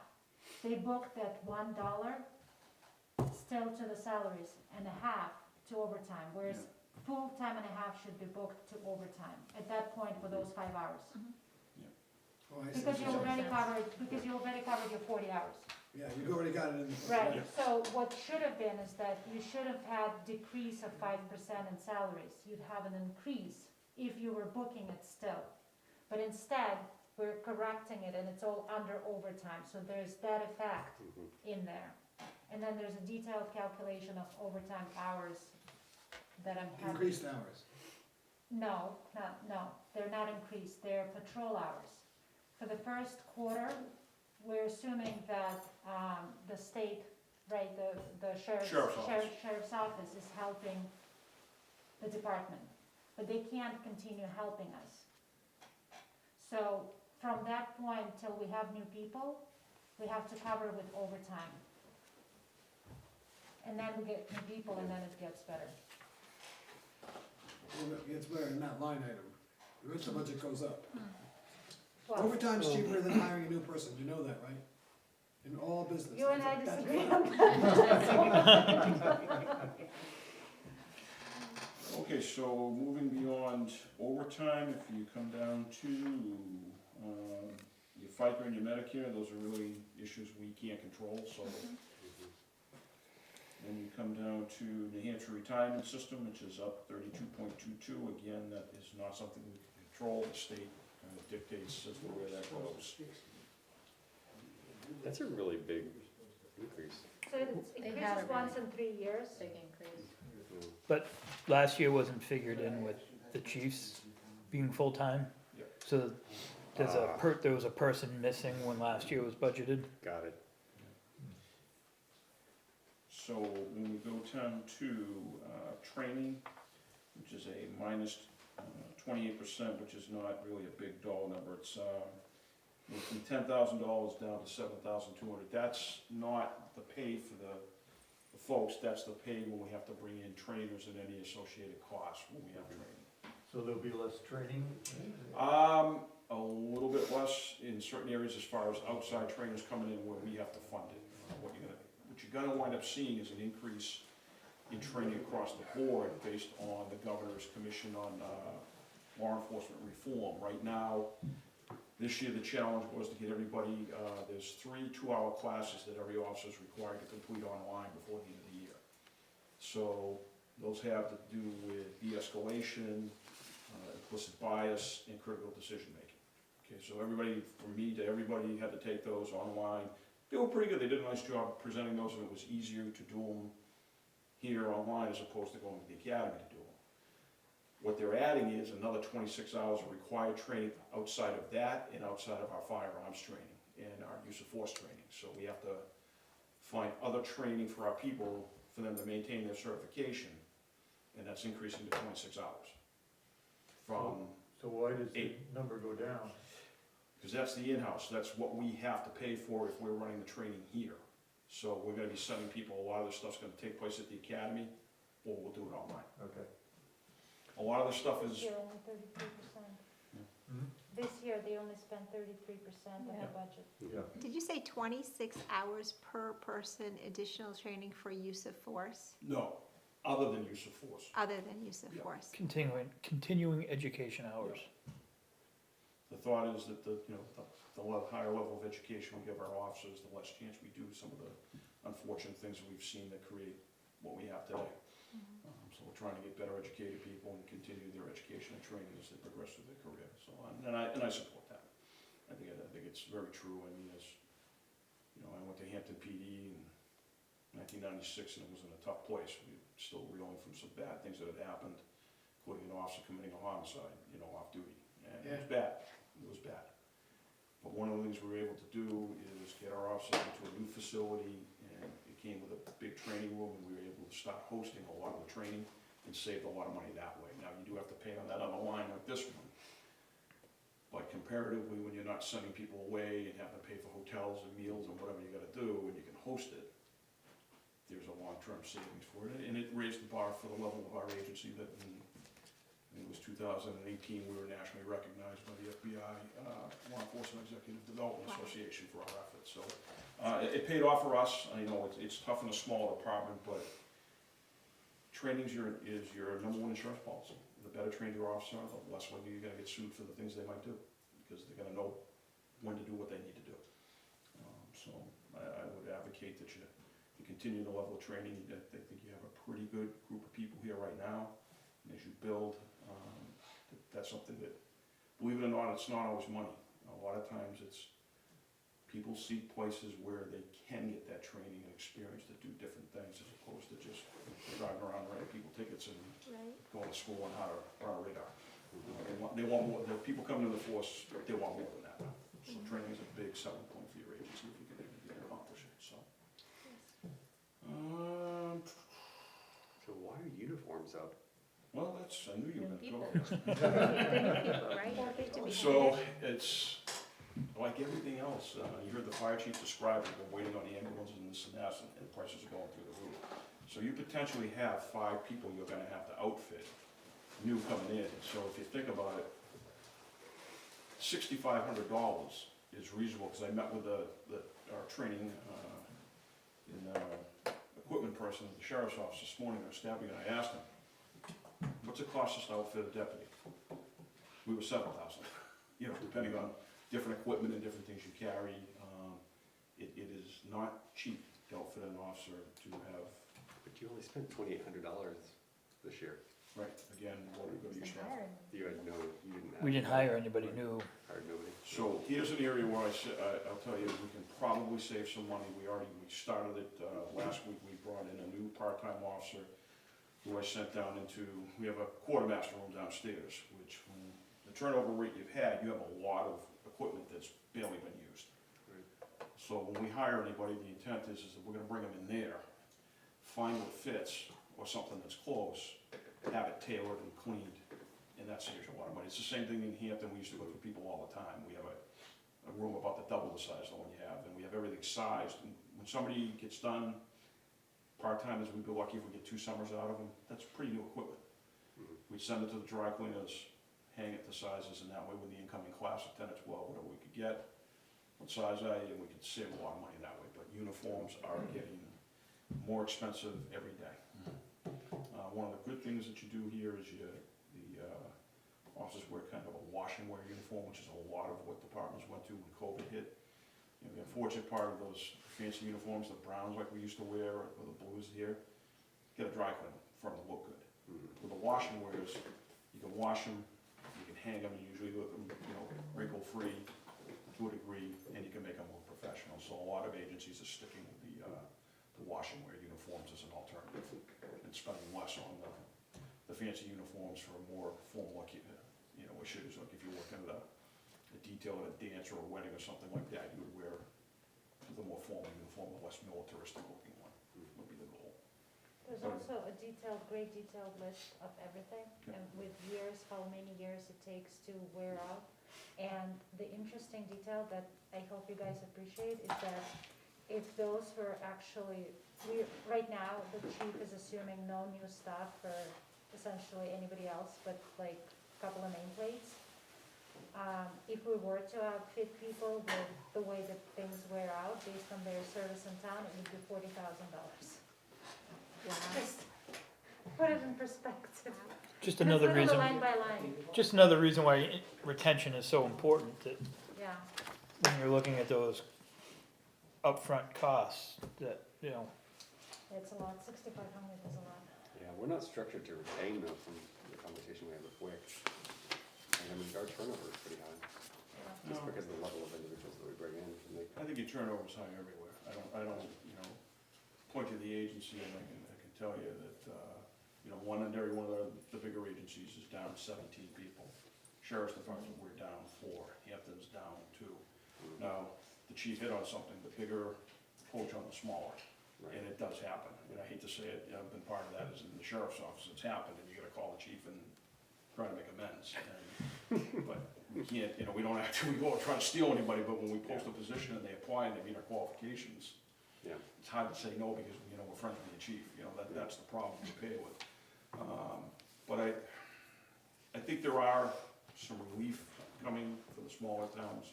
There are a lot of bills coming, you know, the bills are flying up in Concord right now. One of the good bills is they've recognized that the workforce has changed. The folks coming in do great work, but they don't wanna work a lot of hours. When I came to work, I mean, summertime, I was good for 60, 70 hours a week, because that's what you needed to do. You're not gonna get somebody to work 60 to 70 hours any longer. The this workforce coming in, but the work they do is great, but they value their social and private life more than the job. And I think mental health wise, that's probably a better thing, but in the long run, it is a challenge to deal with a generation of older people like me that lead agencies and a group of younger people coming in that really look at it in a different way.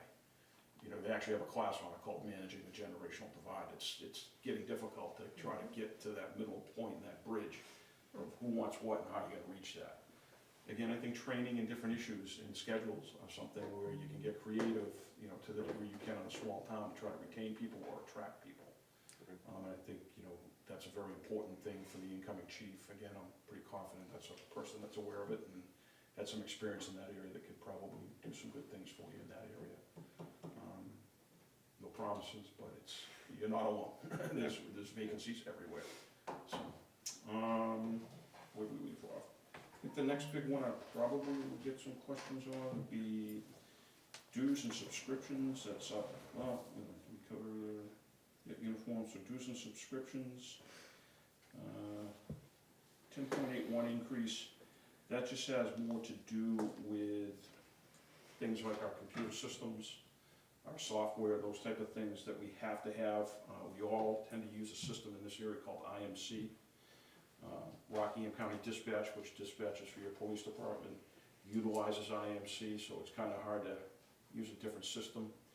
It's one of those systems that I know for the sheriff's office, they've already warned us because of the components we have running a dispatch center, it's gonna go up 10 to 12%. That really doesn't get reflected down to you guys at the local level. We've tried to maintain that flat line for you where we can. There may be some increases coming up down the road that we can't, but we've been meeting with partners in both fire and police services to let them know that changes are coming because this is an operating system that probably isn't gonna be around that much longer. So we're trying to find suitable replacements along with our bigger agencies like State Police, Nashville, and Dover. They're all looking at a particular system, and we've had demonstrations over at having PD on a couple of them, and those are forthcoming. I don't see it won't be an immediate change next year, but beyond '22, it may be something that hits you during your budget deliberations with your new chief.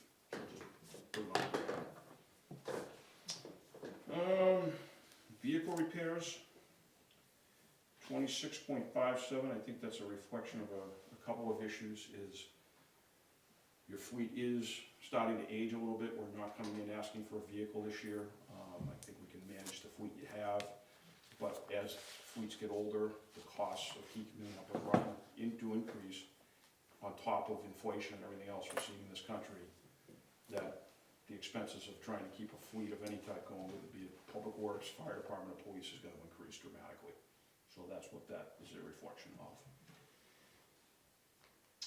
And then the last one that clears out is vehicle fuel and oil. I think probably in your budget process, you're seeing that across the board with every agency. It's just it's gone through the roof compared to what it was last year. I don't think we actually are. No? The fire was up. Oh, yeah, I was thinking I about see it at my wages. house. Yeah. We took that away from in Hampton. We had the finance director come across with a number, so we put that across the board on all our departments. So it didn't jump wise police up and fire not. It was kind of a straight number that we used to calculate it on it. I hate to say it, but it was the best guesstimate because who the heck knows where it's gonna go. I think it's the way it's going, so you just know it wasn't gonna stay the same. So, And the thing is that it's already over what's been budgeted. Right. Budgeted 290. you may have to consider And it's adjustments already before you go to the voters. I'm not sure where it's gonna be. I know we're actually considering that in Hampton. We may adjust it just before the public hearing and the deliberative session. We may have to adjust it, so. And that's based on actual gasoline gallons used this year. So, Would you mind going down to Hampton and doing that? anytime. And we're pretty good, but yours is more accurate. So if there are questions, I'll do the best I can. So the big hit here is actually moving to a full-time chief, it sounds like, and then the. Well, you already experienced that. You had that full-time chief in, it just, he didn't continue through the year. So you would have run into a problem with that, either whether it was him or me, because it wasn't budgeted for full-time, it was budgeted Right. for part-time. So Right, yeah, you'll see that. 68's a part-time, right? Yeah. So when we came in, and met with the selectmen, you know, that's the first question I asked, are you looking for a full or part-time? And they were, they want a full-time, and I agree with their assessment on that. I think you're a growing community that, as much as you'd like to keep things maybe the way they are, as we all would, things gotta grow. And you have professionals that will handle the volume that's gonna increase on you. But one of the concerns we heard from patrolmen when we visited in the summer was having more than just one patrolman out during certain times. Yep. And it looks like, at least as I saw the spreadsheets, that's, you're anticipating having mostly 2 patrolmen available. Particularly in your early evening hours during the week, and then on the weekends, obviously Friday and Saturday night, we get your increases in calls and things where you're in need to us. And unfortunately, you know, I don't know what it is, but, you know, driving while intoxicated is going through the roof all around us. I've watched these guys, they're really good at it, and they make their fair share of DWIRS. And the problem is you also have a lot of accidents out on 125, and particularly in those evening commuter hours, and you can't just cover that with one officer. When you have a bad accident that's on the side of the road and you wind up having to make arrests and dealing with other people, you need help. Now, we have mutual aid like fire departments do, but there are limitations because every department is struggling to staff their departments. From midnight to early morning, a lot of times it looked like there was one patrolman Yep. on duty, and if he needs backup, he or she needs backup, where does that come from, how long does it take, and, So kind of broke up, the chief did a good job describing it. You know, when you're down this end of 125, other side of town, the Epic guys will get over here quick. Down this end, you know, towards the courthouse, Kingston frequently comes up to back us up. Don't get a lot down the other end towards Exeter, so Exeter once in a while, but your primary backup around here is gonna wind up being Kingston on this end and Epping on the other. so is there anybody in the HQ when there's a patrolman out Depends, Yeah. at night, no. at 2, 3, 4 o'clock in the morning? No. No, so who does he contact for assistance? Well, we dispatch through Rockingham County Sheriff's Office, so that's a 24/7 operation. So Rockingham County, you know, most of the guys know the breakup of the town, so they'll know, hey, send me a Kingston unit and send me an Epping unit. And the good thing about it is those 2 departments also dispatch through Rockingham County, so they're listening to the same channel. So Exeter is their own dispatch center. A lot of the guys monitoring the radio, you can, but if they were to call for Exeter directly, generally any calls for backup and assistance go directly to the dispatch center, and they make the call if they need somebody from Exeter, or if it's a tactical call, and they need CERT team, they need tactical people, they'll call, or if they need state police. If it's a fatal accident, you're usually gonna call state police.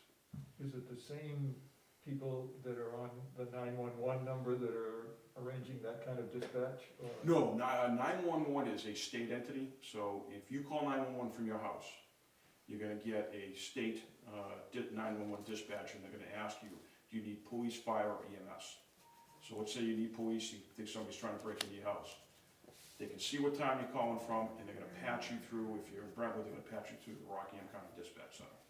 And you'll speak to a Rockingham County Dispatch Center, tell them what you're hearing, what you're seeing, they'll immediately dispatch the Brentwood cruiser, and if it's something like a burglary, they're gonna dispatch, if they're alone, they'll dispatch other units to back them up from other communities. And if the state police, you know, the state police monitors, again, they're down 58 troopers right now, so whether they have one on 125 or not, it's kind of they're usually, their areas of responsibility generally are 101, 93, 95, and 16. They have to cover those roads because of federal highway money. So if they're in the area, they're great, they come, it's just it's the same thing, it's staffing levels right now, and people are so down that, you know, the one thing it's cost us all to work better together, knowing that, you know, somebody might be calling for help, and you better know their town a little bit, because you're not gonna help anybody if you can't get there. And I think in this area, I've been very impressed with the interaction with the agencies, knowing each other and supporting each other when they need to, so. Is there anything obvious that can be done to improve staffing, to improve recruitment? You know, everybody always says, you know, more money, and I wouldn't say more money isn't gonna hurt, but you also have to face that burden of what can the taxpayer bear. okay? You know, it's always that balance, and so, again, I think it's those intangibles, I think it comes down to the leadership team that you have running your agencies. I think that is a very, very important thing. You know, I don't wanna get into other agencies, but when you look at agencies and you see people that stay there, why do they stay there? They stay there because they feel that they're valued, okay? And that's not always the money, it's how sometimes they're treated. What you're finding now with law enforcement, the track record on that is not good. You have an incredible suicide rate, incredible alcoholism rate, divorce rate, spouse abuse rate, name the ism, you have a bad rate. We have not done a good job. That is all now led us to really take a hard look at ourselves and accept that we have to change. One of the greatest things that ever happened was peer support teams were created. Bobby Quinn, who's now the Commissioner of Safety, when he was the Colonel of the State Police, took a trooper off the road who had experienced at this. He's a former NYPD officer, Seth Garr, and he took Seth and he put him to work putting this together, and they've just created across the state so that when we have tragedies like Mike Maloney, who was a good friend of mine, I was there that night. You guys suffered a traumatic one, Steve Arkell, that, okay, when it's all over, where are these people? Up here. They gotta go back to work, and they gotta drive by places where bad things happened, or they gotta see people that trigger them to remember those things. That's a hard thing, and it even happened, New Hampshire's the greatest state in the world, you know, place to live. I brag about it all the time. But we have our fair share of tragedies, and if you don't take care of the people that you ask to respond when those things happen, there's not gonna be anybody left to do it. There's a lot of issues, and you see these things, and trying to get people to be well in a job that isn't really suited to make you well, and a lot of times is hard, and I think we've struck a good balance with that, but you see those things now that, God forbid another incident like that happened in this area when you lost Officer Kell, we're far better prepared to respond, to support. I mean, you know, when I met the selectman here, he remembered me that, you know, we came together to put together that ceremony and organize that, and I hate to say it, but they called Hampton PD because we put together one for Chief Maloney. We documented everything we did. We took pictures of everything we did, so that we came and we called it the playbook. It was the Maloney Funeral Playbook, and we put it together, and that's what we did for Stephen and his family. It worked. Steve was a friend and a neighbor of mine, And the last thing I think somebody like you would want is wondering what's gonna happen. You'd like to know that people are gonna honor them properly and the town is being covered. And, you know, one of those things that we do is we come in with different agencies. We need somebody to cover the town office, we need somebody at the police station. So a lot of the things that you don't see going on is because the civilians, like administrators, your secretaries, they get busy doing things, organizing for, you know, those type of events. Somebody's gonna be answering the phone here. So we get a pool, we have a secretaries association, and we give it to them, and they give us secretaries to cover it. So you don't have to worry about it. You had, you know, in Hampton, when we were in Maloney, we had Manchester PD patrolling the streets of Hampton. You reach out to your partner, again, that the one thing about this state that, you know, you can be proud of, there's only 4,000 of us. So, you know, when we lose somebody, it hurts bad, because you probably know him, or the guy next to you know him. But we also are able to come together, and it is personal, and you know you gotta step up, and when things happen here, the sheriff's office, when we get the phone call, could we meet with you? Yep, let's go, whatever we gotta do. And because we know if we have a problem, everybody's gonna step up for us, so it's just one of those things that, it's not always perfect, but I think we do it's the benefit of everybody getting pretty much the same base level of training. We all go to one police academy in the entire state, and I think that's a good thing. It's a quality of training that we have here that I think makes a difference in the quality of life for a lot of people. It's just, again, it's that constant battle trying to find people that want to do it and trying to retain them. So I think you have the opportunity here. I would tell you that all the building blocks are here. You know, I've told everybody that's called me about this job, and I've gotten a lot of calls. I tell them, this is not a turnkey operation, okay? You're not gonna walk in and everything's already done for you. You need to come here prepared to work and put your fingerprint on developing what could be one of the best little police departments in New England.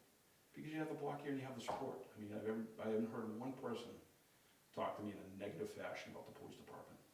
They're concerned, they're wondering, why is there such turnover, chief?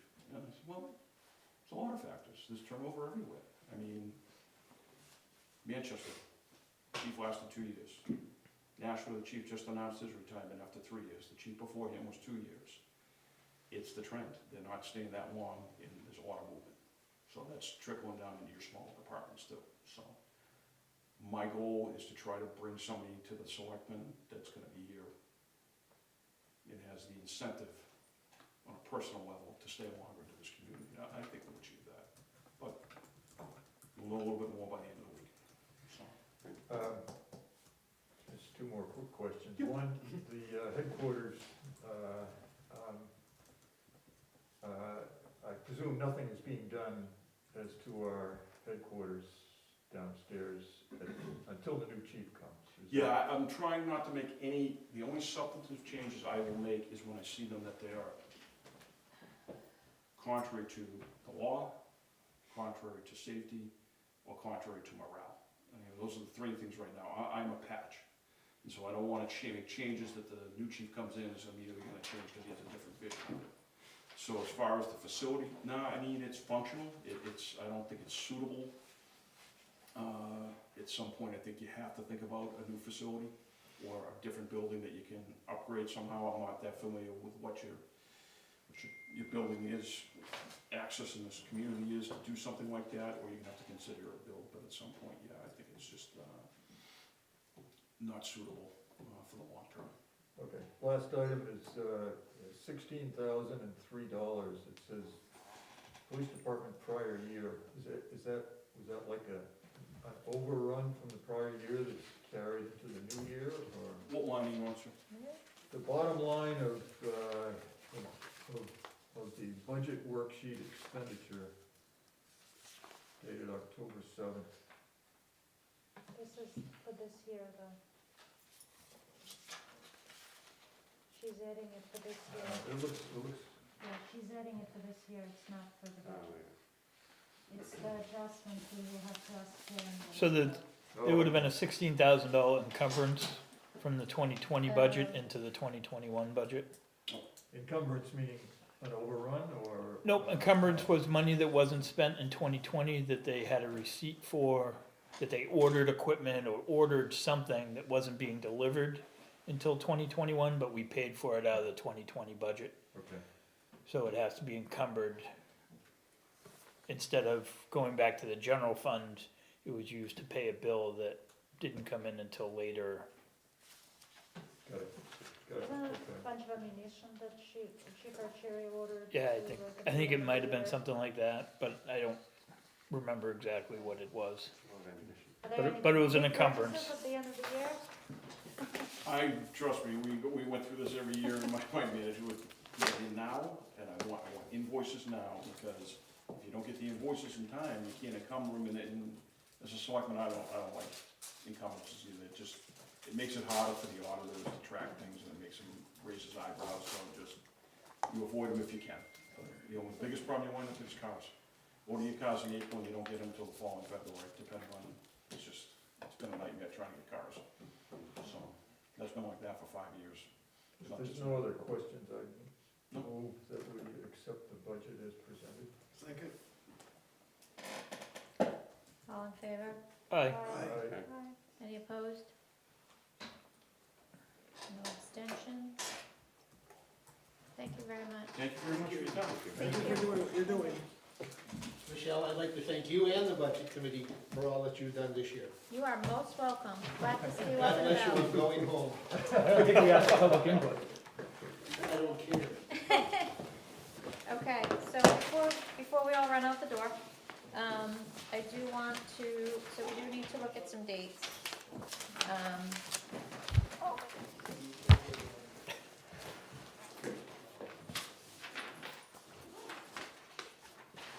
I do have Swayze on the schedule for January 19th, so we need to back up prior to that to do fire.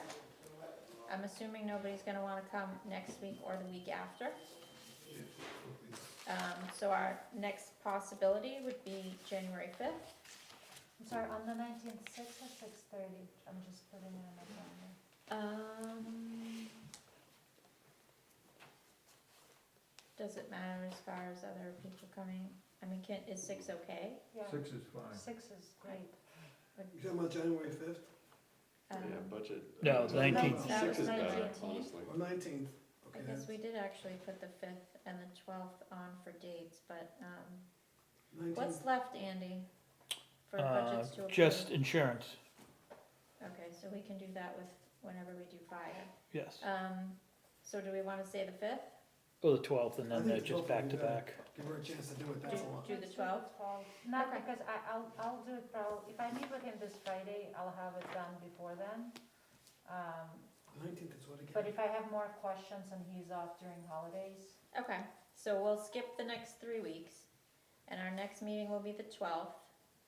And do we wanna do a 6 o'clock start time on that too? Okay, that's Sure. great. yeah, that's awesome. Nineteenth is the, So the 12th will be fire and insurance, and then the 19th will be Swayze. And nothing on the 5th? Nothing on the 5th. May, you know, what's on conflict. Do we know any of the hearing dates or anything? Yes, that was the next thing I wanted to, so, town meeting is March 12th. So I thought I would establish the public hearing date on February 9th Wait for them. Hold on a second, with a snow date of the 10th. the election is twelfth? Town meeting is the 12th. Town meeting. Are you having it at Swayze? I would assume so. So hold on, public hearing, so that would be at 6 as well? Public hearing is February Ninth. 9th. February 9th, yep. At Um, 7? So we usually do a committee meeting first, and then do the hearing after, in case there's anything to On the 9th? discuss or, Yeah. yeah. So if we can do our meeting at 6, Yeah. Right, and then the public hearing at 7. At 7. as long as I know what time to be here. 6. Do you think we'll need an hour, for real? I don't know, do you think we'll need I don't know that we'll. I don't need think an we'll hour. need an hour, so So we we can, can do the 6:30 for the public? yeah. Okay. 19, 6. And is that the March 12th? So March 9th. Town meeting is the 12th, And elections would be the 8th. And what time Oh, would yeah, that town be? meeting. 9 AM. Wonderful. No, Time flies when you're having fun. It sure does. So I'm sorry, Melissa, did you ask about the school for the budget hearing or for town meeting? Town meeting. Town meeting, yes. So January 19th. I mean, Swayze. Did I say it right? I meant, is it gonna I be at just said Swayze or the high 12. school? Sorry. January 12th. Because if you're gonna ask for the high school, I need to book it. now. We haven't discussed that yet. When you talk with Chief Bird, can you get an idea of the baseline? So he had those two separate budgets, one of which was basically based on incremental, sort of incremental salary and Oh, we'll incremental get rate. that, yeah. And then the 4-person with the incremental salary. Give me that, I'll show you what I'm gonna do. I'm gonna build this, Oh, okay, all right. and this is the base, this is the salary, right? And then I will attempt, and I'm saying I will attempt because he was very vague about his plan for, but I would attempt to do this, to build out the variances and his schedule. But that's if he gives me that. But at the very least, I'll be able to do this. Looks like you're sitting on the floor. I told you I So, could. actually, we'll also need to do warrant art. When are warrants Oh, yeah. I don't know when they're due. knitted? When are you, when you're doing them? Cause we'll need another one. We I don't know what date they're due. Isn't it the beginning It's either at the end of January or the beginning. Well, it's gotta be before the budget here. of? Okay, so then the possibility of our public hearing night, we might need to do the warrant articles too. Yeah, go back to 6 Go back So to we six. might wanna Let's So go we back might to wanna six do and- 6 and 7 then.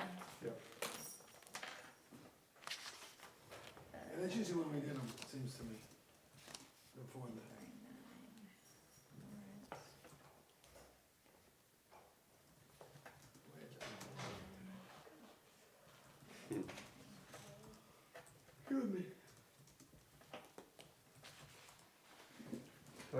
vacation, huh? Oh, too much. Never doing that again. Catching up is killing me. Okay, any other business? And it's Christmas, so it goes out for Motion to homework. adjourn? Motion to adjourn. So moved. 8:30. Second. Okay. All right, then, Merry Christmas.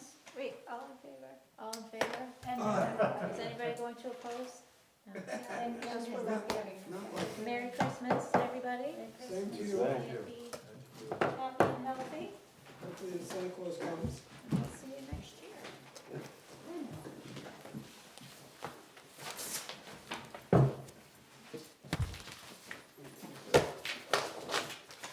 Video shut off. The video shut off.